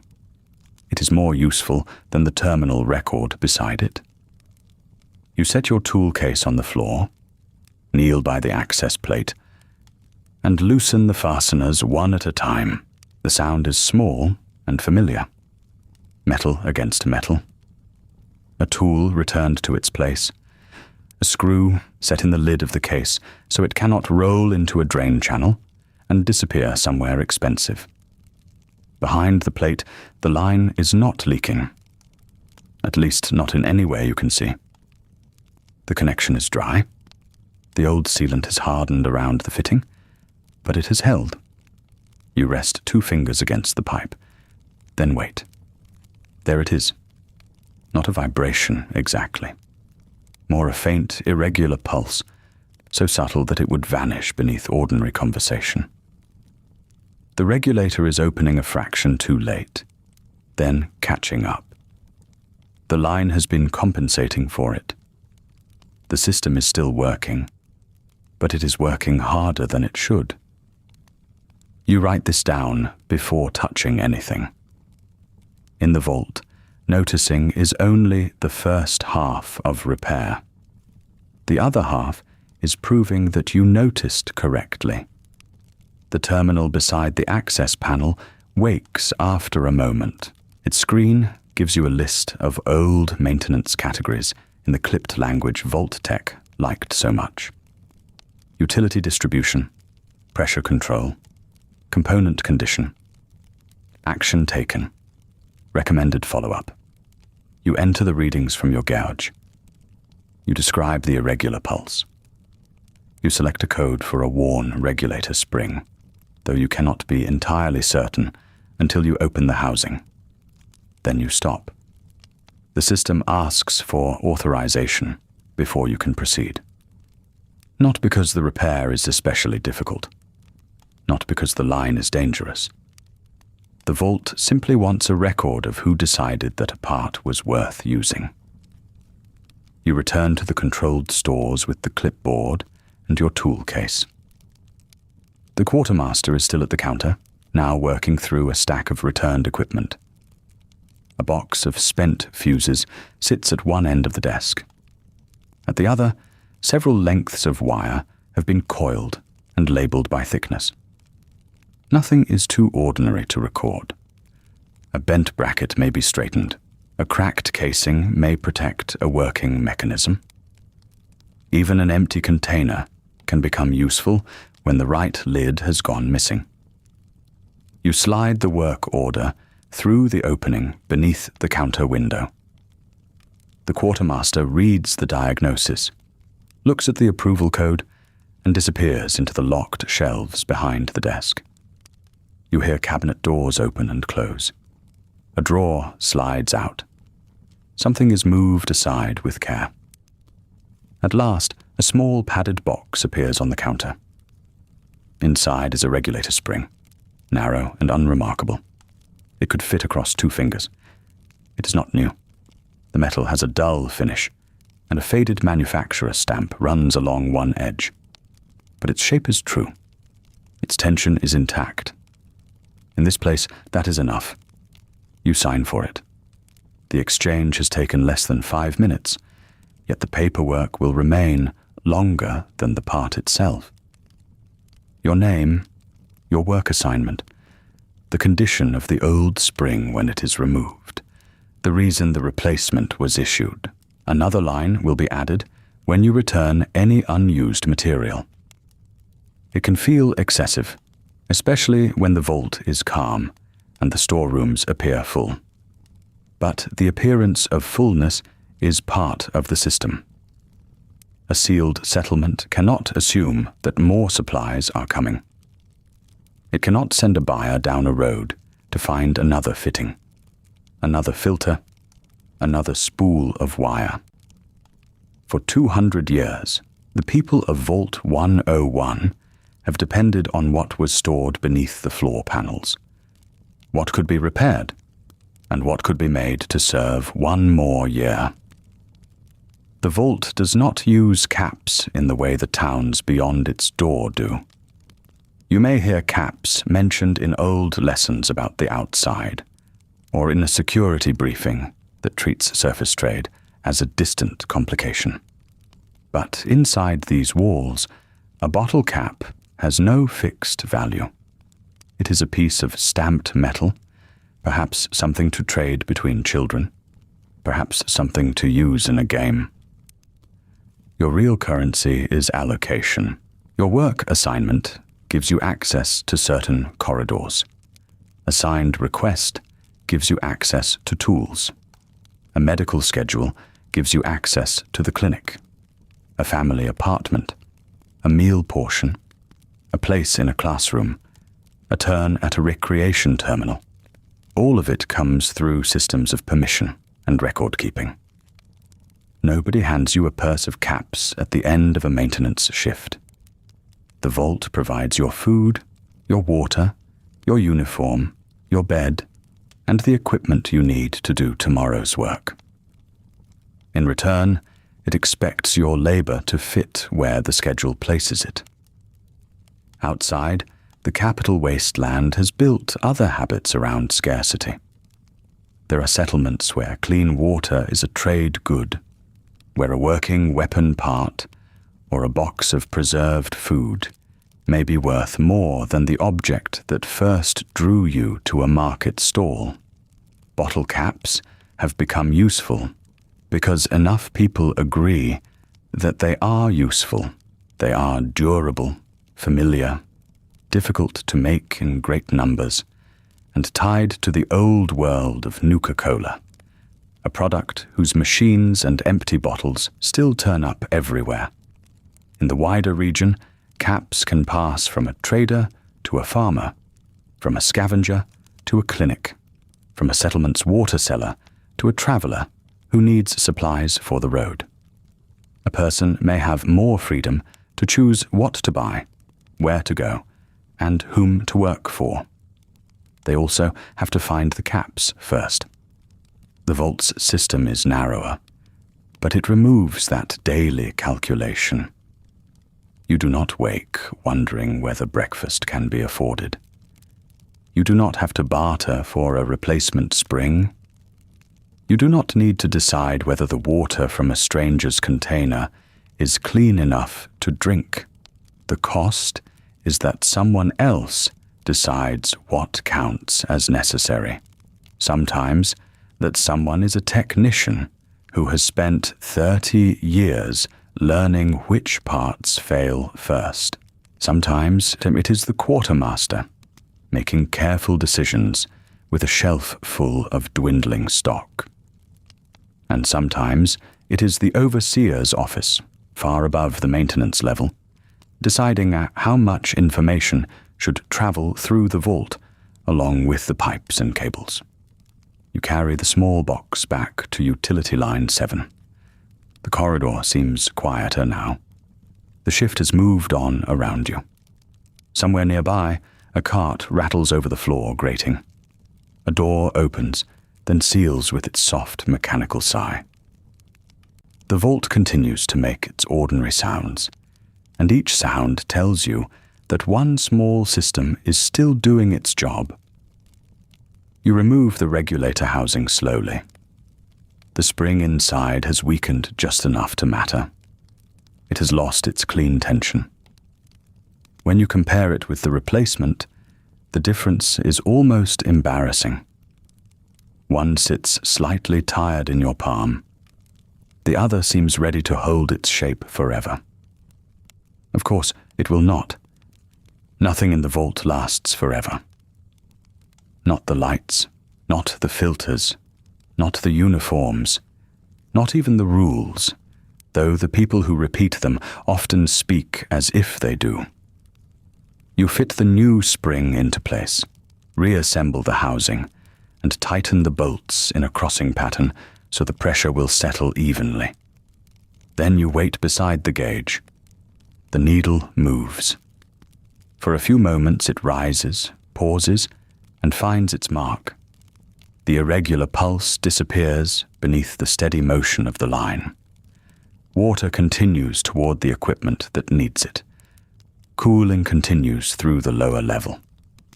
A small correction has returned a larger system to its usual pattern. You could close the panel now. Instead, you clean the dust from the edge of the housing and inspect the old sealant one more time. The work is not glamorous. Nobody in the cafeteria will know that Utility Line 7 ran smoothly through the afternoon, because you spent an hour on a spring the size of your thumb.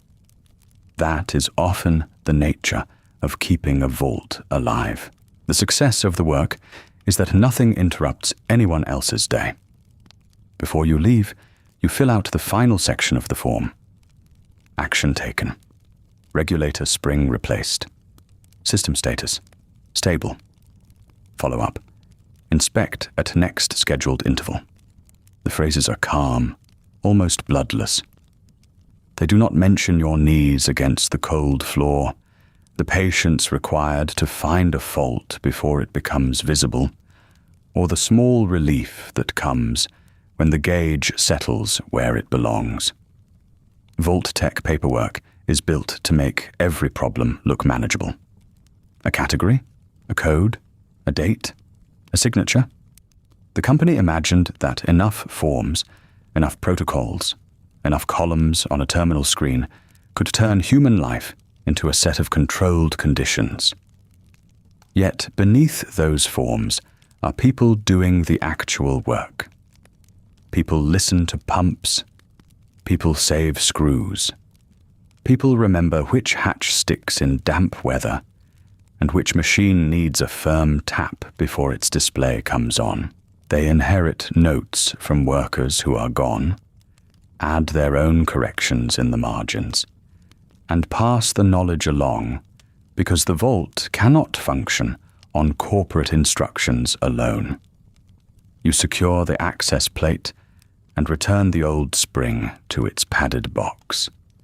the quartermaster will want it back. Even a failed part has a place in the inventory.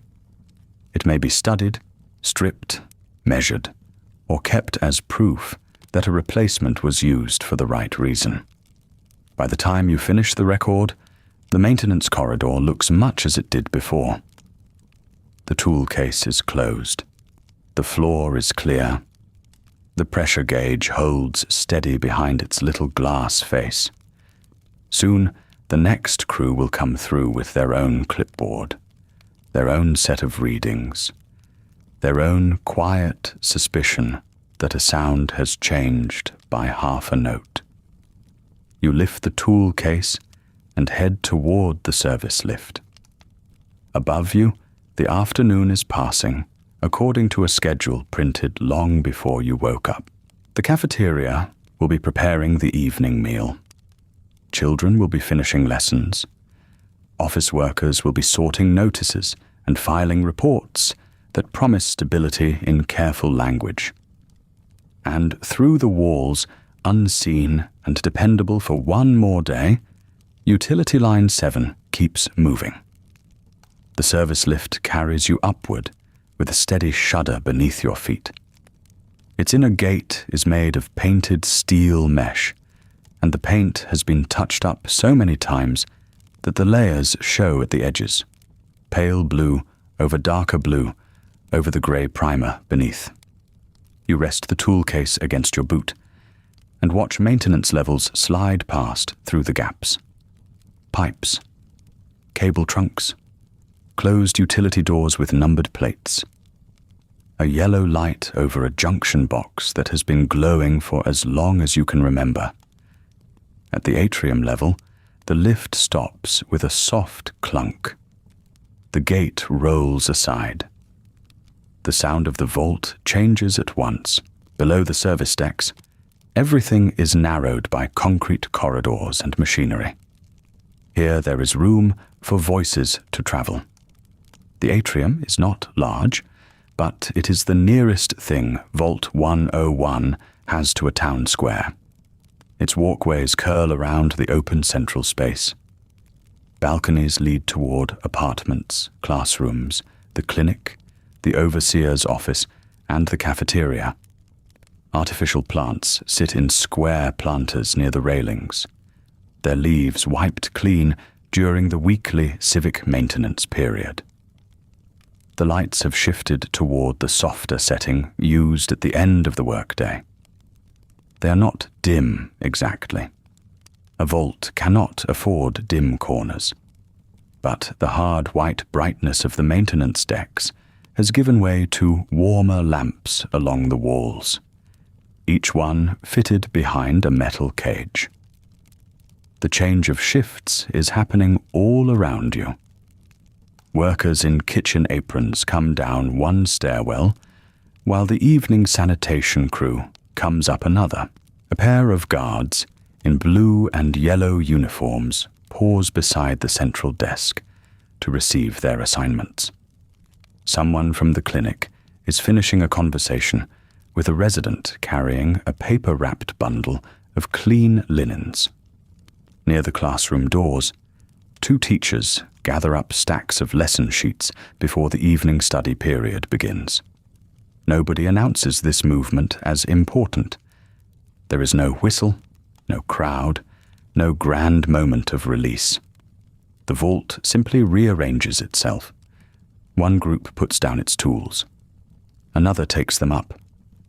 That is how a place like this survives. Not through one dramatic repair or one inspired decision, but through the quiet handoff. One person records a pressure reading. Another reads it later. A cook measures the remaining flour. The next cook plans tomorrow's bread around that number. A guard signs off on a corridor inspection. The next guard begins from the same point and notices whether a latch has shifted. You bring the tool case to the maintenance locker near the lift and place it in its assigned slot. The locker door closes with a firm magnetic click. Your work clothes have gathered the dry smell of dust, old insulation, and machine oil. Before going home, you stop at the wash station beside the public lavatories and scrub your hands with the thin grey soap issued from the communal dispenser. The water runs clear for a few seconds before it warms. You do not waste it. Everyone learns that habit early. Turn the handle only as far as needed. Wet your hands. Use the soap. Rinse quickly. Dry them on the cloth towel that hangs from a wall hook, washed and rewoven often enough that it has become soft with age. Across the atrium, the recreation room has opened for the evening. Its door stands propped wide, and a little spill of music reaches the corridor. Not a radio broadcast from the surface, because the vault's receivers mostly catch static and distant fragments beneath all that rock. This is music from the vault's own records, played through an old speaker system. Something with a bright brass rhythm, softened by the speaker's worn fabric grill. Inside, a few residents are setting up a table game with chipped pieces and a faded cardboard board. Others sit beneath the wall-mounted screen, waiting for the nightly film program to begin. The selection rotates through old educational reels, approved entertainment, and recordings of pre-war sports, whose rules nobody fully explains anymore.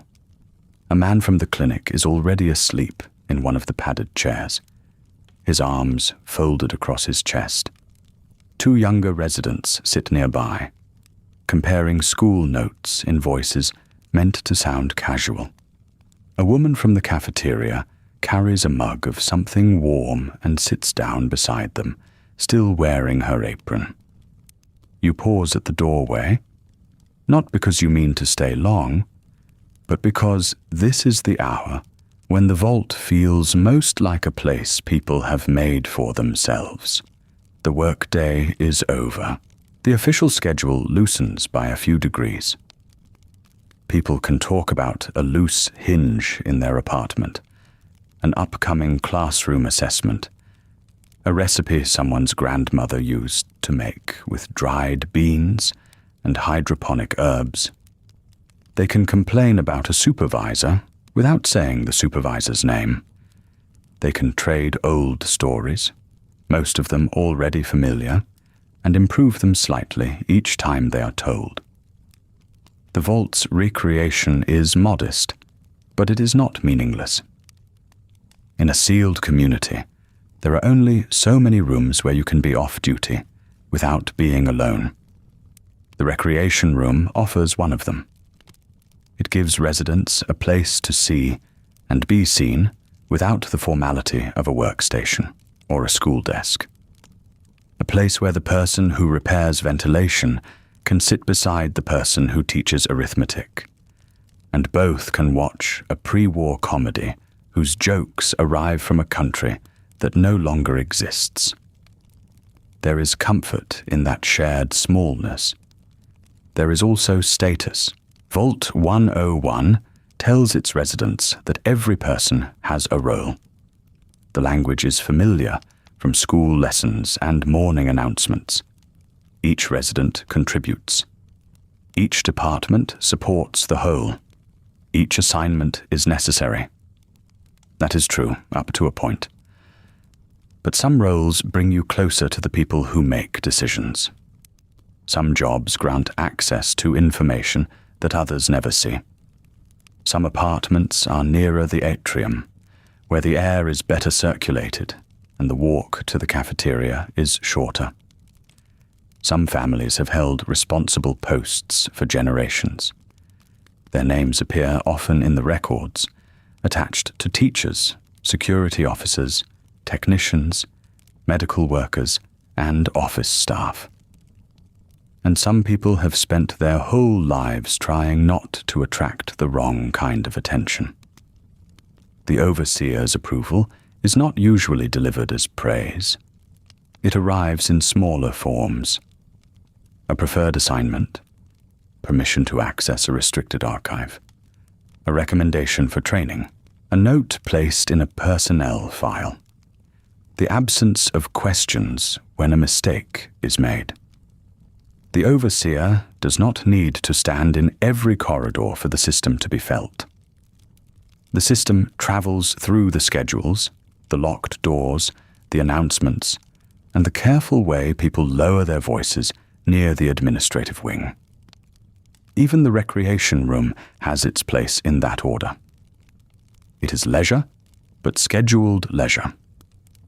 The film program ends before curfew. The lights are lowered according to a timer. The door is locked after the last residents leave.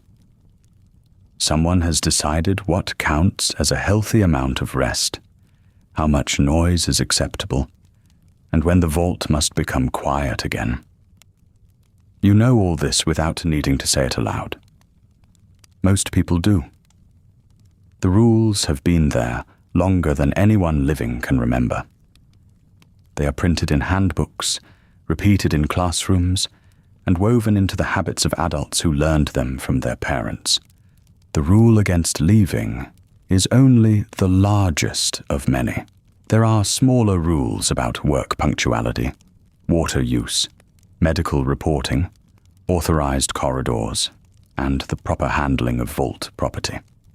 Lately, though, the rules have felt less smooth around the edges. Not broken, not openly challenged in the atrium, but strained. There are pauses after announcements. A little more silence when security walks past. A tendency for neighbors to ask whether someone has heard anything from the upper levels, then immediately pretend they were discussing something else. Familiar patterns have shifted. A resident who is normally seen at one desk is absent from it. A hallway is closed for reasons that are not fully explained. The overseer's notices have become more frequent and somehow less reassuring. No one says that the vault is changing. They say that maintenance is underway. They say that schedules have been adjusted. They say that certain matters are being handled. The language is tidy. The feeling beneath it is not. A child darts past you toward the recreation room, then slows when a teacher calls after them.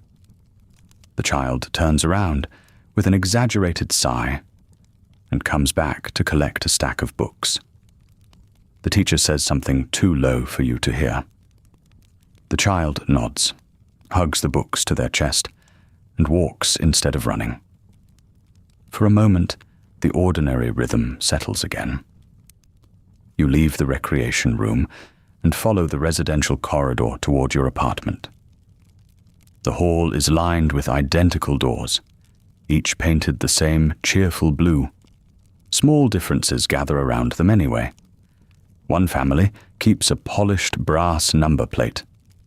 Another has taped up a hand-drawn calendar. A third has placed a tiny potted plant beneath the wall lamp, its leaves turning patiently toward light that never moves across the sky. Your own door opens after a brief buzz from the lock. Inside, the apartment is warm from the heat pipes. It is not spacious, but you know where everything belongs. The table folds down from the wall. The storage cabinet holds your dishes, spare clothing, a few books, and the repair manual you keep meaning to return to the maintenance library. Your bed is made neatly, though the blanket has slipped loose at one corner. You set your work clothes in the laundry hamper and hang your jumpsuit jacket on its hook. The blue fabric is worn at the elbows. The number on the back has faded slightly from years of washing. It is still recognizable. Everything in the vault is recognizable, even after it has been mended and remended. You change into a softer shirt and sit for a minute at the small table. From the apartment next door comes the sound of someone tuning a radio. The dial crackles. A voice appears for half a sentence, distant and blurred, then disappears again beneath static. The neighbor turns the volume down, but does not switch it off. Outside, the surface has an evening of its own. Light drains from ruined streets. Lamps come on in settlements you have never visited. Somewhere, people in Megaton are finishing their meals beneath the shape of an old bomb. Somewhere farther east, Rivet City's decks are filling with the noise of traders, mechanics, and sailors who have made a home inside a grounded ship. You know these places only as names, when you know them at all. The Vault's school lessons speak of the outside in broad terms. It is contaminated. It is unstable. It is not suitable for ordinary life. The Vault protects you from it. That is the lesson. But the old radio fragments, the maintenance gossip, and the uneasy changes of recent days have made the surface harder to keep inside a textbook. It has begun to feel less like an abstract warning and more like a place with weather, roads, voices, and people who wake each morning without the Vault's lights telling them when to begin. A chime sounds through the apartment speaker. Dinner service begins in 15 minutes. You stand, straighten the table, and put the repair manual back in the cabinet. The evening meal will be simple. It usually is. But there will be hot food, clean water, familiar faces, and an hour before curfew, when the Vault still belongs, in its small way, to the people living inside it. You close the apartment door behind you and head back toward the atrium. The next shift is already at work. Somewhere below, another technician is listening to Utility Line 7. The atrium looks different at dinner hour. It is not quieter, exactly. The Vault is never quiet, in the way the surface must be quiet, between one distant sound and the next. Air moves through ducts. Pumps turn behind walls. Lights give off their soft electrical buzz. Somewhere below the floor, a service cart rattles over a seam in the concrete. But the purpose of the movement has changed. The people passing through now carry bowls, books, laundry bundles, or nothing at all. A maintenance worker with grease still at one cuff heads toward the residential level. 2 students linger near the notice board, reading the next day's classroom schedule with the grave attention of people hoping for an easier assignment. A medical orderly crosses toward the clinic, with a sealed tray tucked beneath one arm. Nobody is hurrying toward a shift bell.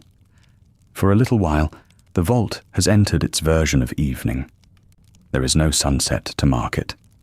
The public lights simply alter by degrees. The bright white fixtures over the work corridors have already dimmed to a warmer setting. In the atrium, the artificial sky above the painted walls has taken on a pale orange tone, meant to suggest a late hour somewhere far beyond the steel and stone. The effect is not convincing if you stare at it too long. The color comes from bulbs. The shadows fall in the same places every day. Still, most people do not stare at it too long. You follow the familiar route toward the cafeteria. The line is longer than it was at breakfast. At this hour, the Vault gathers itself. Residents who spent the day in different decks and corridors return to the same room, collect the same trays, and make small calculations about where to sit. The cafeteria is one of the few places where a person from hydroponics can overhear a medical technician discussing a supply request, or where a school instructor might sit near a security officer who has just come off a door watch. Tonight's meal is a vegetable stew, thickened with something from the food stores and ladled into shallow metal bowls. There is a small piece of bread, dense and dark, and a cup of water, drawn from the same system you spent part of the day helping to protect. You take your tray to a table near the wall. Your household is already there. One person has set aside a seat for you. Another is turning a spoon slowly through the stew, waiting for it to cool. The conversation begins before you have fully sat down. The subject is not the outside, not directly. It is the maintenance notice posted that afternoon, the one about reduced access to a service corridor for the next 2 days. Someone wonders whether the lights on the lower residential level will keep flickering.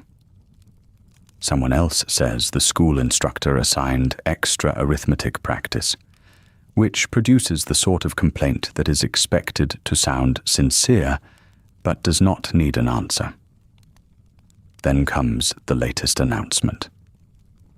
The overseer's office has requested that all residents report any irregularity in the vault's public address system. A speaker on the clinic level gave a burst of static during the afternoon. It may be nothing. It is probably nothing. The announcement says that routine inspection is underway. At another table, a resident says the same thing happened near the atrium yesterday. A security officer looks over, not sharply, but long enough for the conversation to turn back towards stew and schoolwork. That is how most vault speculation works. Nobody needs to say that the rules feel tighter than they once did. The evidence arrives in smaller forms. A restricted door stays closed longer than usual. A familiar worker does not appear for a shift. An announcement is repeated twice, with an extra sentence added the second time. People notice. Then they speak around the notice, rather than through it. You eat slowly. The stew is plain, but it is warm. The bread is better when you dip it into the bowl. Across the cafeteria, a young child tries to build a tower from 2 empty cups and receives a gentle correction from an older relative.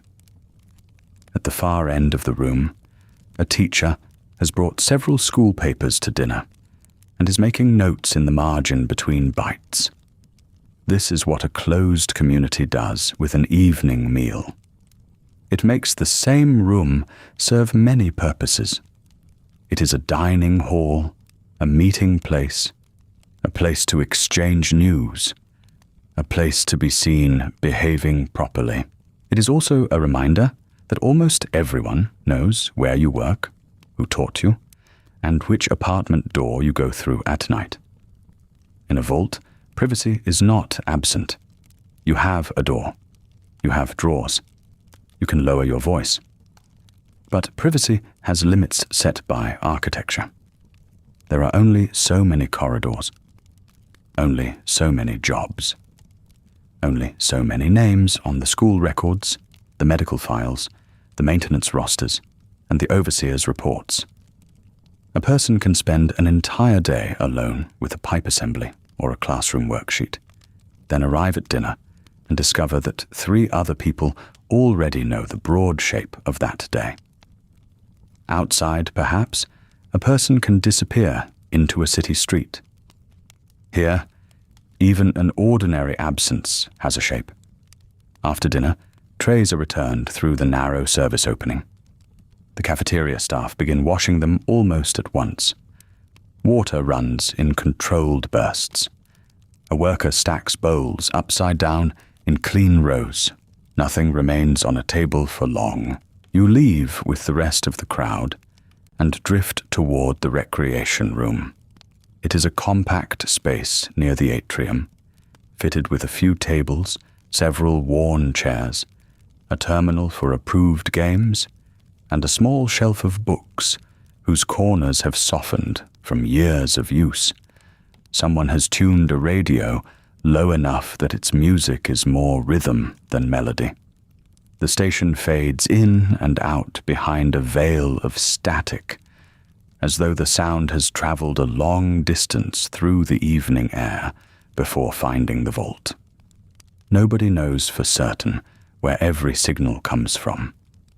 The radio is allowed because it is useful, because it is familiar, and because the vault has always found ways to make old technology part of the furniture. A song from before the war can become harmless after enough years. It becomes another sound beneath the vent fans. A few residents are playing a card game. One of the maintenance supervisors is reading a paper manual at a side table, though the posture suggests that reading is only half the task. Nearby, 2 students take turns at the terminal, each insisting that the other has misunderstood the rules. You stand for a moment at the edge of the room and let the scene settle. This is recreation, but it is also part of the vault's machinery. A place like Vault 101 cannot afford for every hour to feel like work.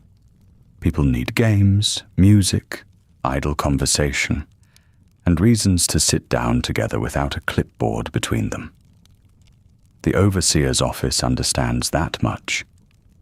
Vault-tec understood it too, at least in the same way it understood every human need, as a category to be planned for, measured, and kept within proper limits. The company built recreation rooms because sealed communities require release valves. It printed civic lessons because residents needed a common story about why their rules existed. It gave overseers authority because somebody had to turn an institution into daily instruction. But authority does not remain on a form. Inside the vault, it becomes practical. It becomes who receives an assignment that leads toward better training. It becomes who can request access to a locked room without waiting in a corridor. It becomes which family is spoken of as reliable, which supervisor is thought to have the overseer's confidence, and whose small mistakes become part of a permanent record. No one needs to announce these things aloud. They are learned the way you learn the turns in a service passage. You take them often enough, and eventually you stop thinking of them as directions. Your own maintenance assignment gives you a modest kind of standing. It is not glamorous. It does not bring you near the overseer's office. Yet it means that people recognize the tool case in your hand. They know that when a vent rattles or a valve sticks, you may be sent to look at it. Competence has value here, perhaps more value than charm. Still, competence is not the same as freedom. The person who can repair a circulation pump can also be told which pump to repair, which records to sign, and which doors are not theirs to open. A notice chime sounds overhead. The recreation room does not empty, but conversation changes shape. People glance at the wall clock. Curfew is still some time away, though not much. A resident gathers a stack of books. The card players agree to finish one last hand. The radio remains on, but someone turns the volume down another notch. You head home to change out of your work clothes. In the apartment, the day leaves its marks in small places. Dust from the service corridor has settled along the edge of one boot. Your hands retain the faint, dry smell of old insulation and cleaning solvent. You place the tool case where it belongs, fold the jumpsuit carefully, and put on softer clothes for the remaining hour before night cycle. There is always one household task waiting. Tonight it is laundry. Not much, only a small bundle that must be sorted before the collection bin is collected in the morning. The vault's washers do their work in another level, according to a schedule posted beside the residential lift. You separate work cloth from everyday cloth, inspect one seam that has begun to loosen, and set the bundle by the door. It is unremarkable work. That is why it matters. A vault survives through remarkable engineering, certainly. It survives through filtration systems, sealed doors, power controls, water treatment, and stores that were meant to outlast the people who packed them. But it also survives because residents fold clothes, return bowls, teach sums, copy readings from gauges, and remember which cabinet holds the spare fittings. The larger systems depend on thousands of actions too small to become announcements. As the programmed night cycle begins, the apartment lights dim one shade at a time. The change is gradual enough that your eyes adjust without noticing. Beyond the door, footsteps become less frequent. A security officer passes once, then later passes again. The sound is regular, almost comforting. Curfew in Vault 101 is not merely a time when people are expected to sleep. It is a daily confirmation that the vault can close itself around its residents. Doors latch, public rooms empty. Work lights go dark in the corridors that do not need them. The population returns to apartments arranged in neat rows beneath a ruined world no one has seen from the inside. Routine does real work on the mind. When every morning arrives by lamp and every evening arrives by schedule, repetition can become a kind of shelter. You know when to eat. You know where to report. You know which announcements matter and which are only reminders about waste disposal or classroom hours. The vault gives you a future in manageable pieces. Tomorrow's shift, next week's inspection, the maintenance course you may take next month. That future is narrow, but it is legible. The trouble is that it has become harder to believe the narrowness is permanent. The lone wanderer is gone. The fact does not reach you first as a grand story. It comes as a missing pattern. A familiar route through the atrium no longer has the same person on it. A classroom discussion ends too quickly when someone asks the wrong question. Security officers stand near doors where they did not used to stand. The overseer's messages arrive with a firmer tone, as if authority can be restored by speaking clearly into a speaker. You do not know what the departure means. You do not know whether the person beyond the vault door has found poison air, empty streets, or the settlements whispered about in old radio fragments. You only know that the vault's oldest promise has been disturbed. For your whole life, the door has represented the end of the world. It was sealed because it had to be sealed. The rule was so complete that it barely seemed like a rule at all. Now someone has crossed it. You finish arranging the laundry bundle and sit for a moment in the dim room.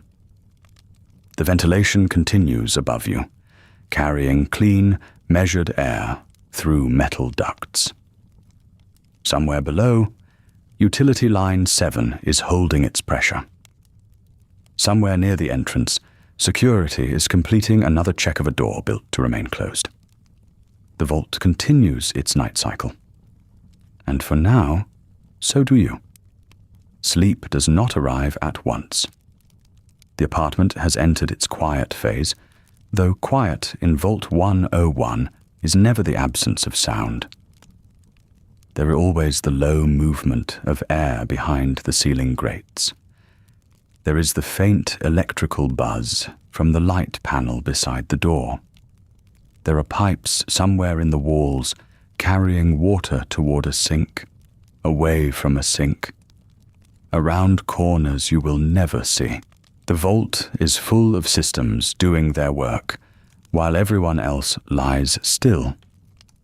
You rest on your bunk, with the blanket pulled to your chest. Across the room, another person has settled into sleep, or at least into the practiced stillness that passes for sleep when tomorrow's schedule is already waiting for you. Their breathing comes evenly. A small stack of folded clothing sits on the chair. Your work shoes are placed beneath it, toes facing outward, ready for the next shift. There is nothing unusual about the room. That is what keeps you awake. The day has been ordinary in all the ways a vault day can be ordinary. You ate the same measured breakfast as everyone else. You followed your assignment through the maintenance levels. You listened to a pump, filled out a form, collected a fitting from stores, and returned the tool case where it belonged. You helped children with their lessons. You ate dinner beneath the cafeteria lights. You came home before curfew, every piece of the day fitted into the next. And yet the vault no longer feels like a sealed equation with only one answer. The lone wanderer is outside. You do not say that aloud. Nobody needs to. The words have become too large for the apartment, too heavy for a conversation held after the lights dim. During the day, people use smaller phrases. They say there has been a security matter. They say the overseer has issued instructions. They say the entrance area is temporarily restricted. But the smaller phrases do not change the fact underneath them. The door opened. For most of your life, the vault door has not been an object you expected to see. It has been closer to an idea. You know it exists. Every resident does. You have seen the old vault-tec diagrams in school books, with their thick circular frame and locking mechanism marked in clean instructional lines. You have passed the upper corridor that leads in its direction, where the walls are more heavily reinforced and security notices are more common. But the actual door belongs to another category of thing. It belongs with the Great War, the surface, and the distant past. It is real, but not part of your daily scale. You know where the cafeteria is. You know which stairwell is quicker when the main atrium is busy. You know the shelf in the maintenance store where the ordinary seals are kept, and which technician can identify a failing fan motor by sound alone. You know the route from your apartment to the classroom well enough to walk it half awake. The door is beyond all that. It is the boundary that makes the rest of the vault understandable. A closed world can be managed. It can be assigned shifts, counted, repaired, and explained. A closed world gives every person a place. The overseer has authority because somebody must coordinate the schedules. The medical staff have records because health must be watched. Teachers repeat the same civic lessons because children must understand the rules that keep everyone safe. Maintenance workers inspect pipes because the pipes cannot be allowed to fail. Even the rules that annoy you have a shape to them. Report for work on time. Keep your quarters orderly. Do not enter restricted areas. Do not interfere with security. Do not waste water. Do not question the purpose of the vault door. That last rule has rarely needed to be spoken directly. It lives inside the others. It is in the old posters that show smiling residents beneath the blue and yellow vault-tec emblem. It is in the way adults lower their voices whenever someone mentions the surface. It is in the schoolroom screens, where the outside appears either as a lesson from before the war or as a blank, dangerous place from which the vault has protected you. The vault has taught you that safety and enclosure are the same thing. Now, there is a person outside who has learned otherwise. You turn onto your side and look toward the narrow strip of light under the apartment door. The corridor lights have been lowered for the night cycle, though they never go entirely dark. Vault 101 has no real night. It has only a programmed reduction in brightness, a period when the work crews change, the recreation rooms empty, and residents return to their assigned homes. That artificial darkness has always been enough. Your body has learned it from childhood. Lights soften, voices fade, doors close, and sleep comes when it is meant to come. Tonight, the cycle feels less convincing. This is worth slowing down for, because routine is not a small thing in a place like this. Routine is one of the Vault's most useful inventions. Not the machines, though the machines matter. Not the locked storerooms, though those matter too. The useful invention is the belief that tomorrow will resemble today closely enough for you to prepare for it. In the cafeteria, the same food arrives in familiar portions. In the classroom, the same lessons are placed in front of the next group of children. On the maintenance level, the same panels must be opened, the same records updated, the same old equipment kept in service another day. Repetition can narrow a life, but it can also make that life possible. You know how much water your household uses, because it has always been counted. You know where to report when an announcement changes your shift. You know what sound means a circulation pump is running smoothly, and what sound means it deserves attention. There is dignity in knowing these things. A person who understands the systems around them is not helpless. The people of Vault 101 are not helpless. They have spent generations learning how to live below ground. They have made small rooms into homes. They have made work rosters into a kind of inheritance. They have taken pre-war machines, designed for a future that never arrived, and kept them useful through care, patience, and a reluctance to throw away anything that might still serve a purpose. The technicians have passed knowledge from one shift to the next. The teachers have taught children how to read diagrams and follow safety procedures.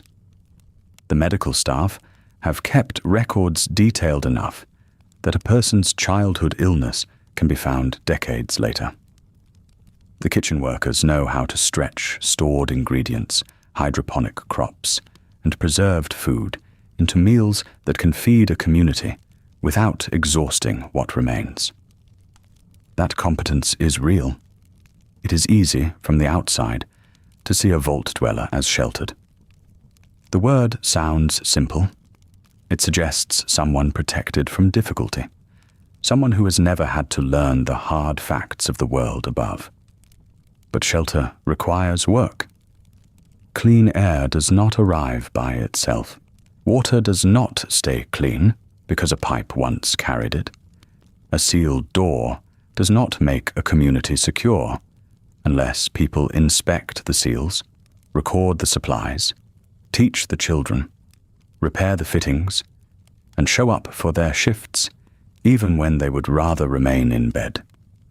You know how to do your part. Today, when you heard the change in the pump's rhythm, you did not panic. You listened again. You followed the procedure. You found the worn fitting, requested the replacement, and helped return the line to its proper pressure. It was not dramatic. No one will write a story about it. The repair will become another entry in a maintenance file, one line among thousands. Still, the water will move because you noticed. That is a real accomplishment. The trouble is that the vault's structure has always asked you to confuse competence with consent. Vault-tec promised a refuge. On the surface, before the war, That promise came in polished advertisements and carefully managed reassurance. A vault was presented as a way for ordinary families to endure a catastrophe. They were encouraged not to think about too closely. There would be medical facilities, education, recreation, food stores, clean air, and a trusted overseer to guide the community through the emergency. Vault 101 received all of those things. It also received an instruction that its residents were never meant to vote on. The vault was to remain closed. Its overseer was to preserve isolation. The door was not simply a protective measure intended for a difficult beginning. It was the central rule of the place, maintained long after the emergency had become history, and history had become a mural on a school wall. Someone wrote that instruction down. Someone placed it in a file, gave it a classification, and decided that the people born beneath this hill would live inside its limits.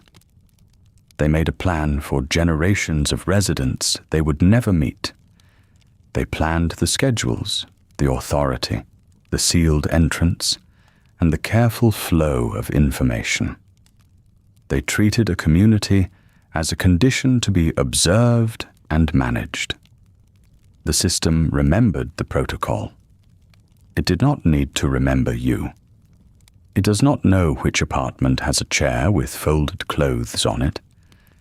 It does not know who stayed late to help a child understand a diagram.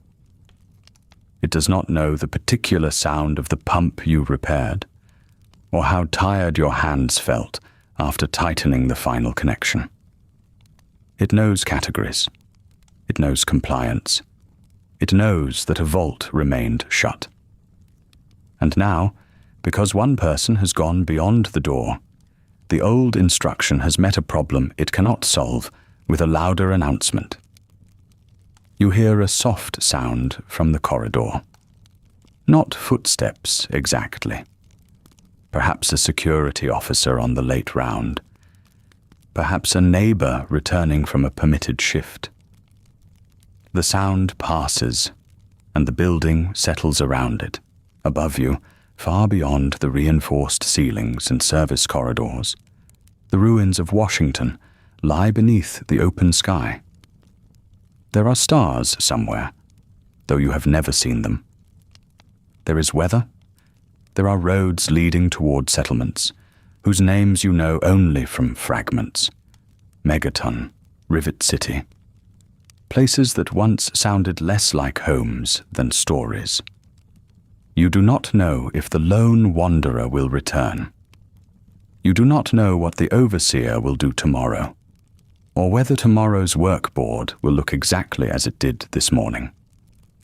You do not know whether the door will close again with the same final certainty it once had. For tonight, you are still here. The ventilation carries its measured air through the darkened apartment. The pipes hold. The lights remain low. Somewhere in the vault, another maintenance worker has begun a night shift, listening for the small changes that tell them where they are needed. And somewhere above, behind layers of steel and earth, the door remains where it has always been. Not quite closed in your mind anymore. The air continues to move.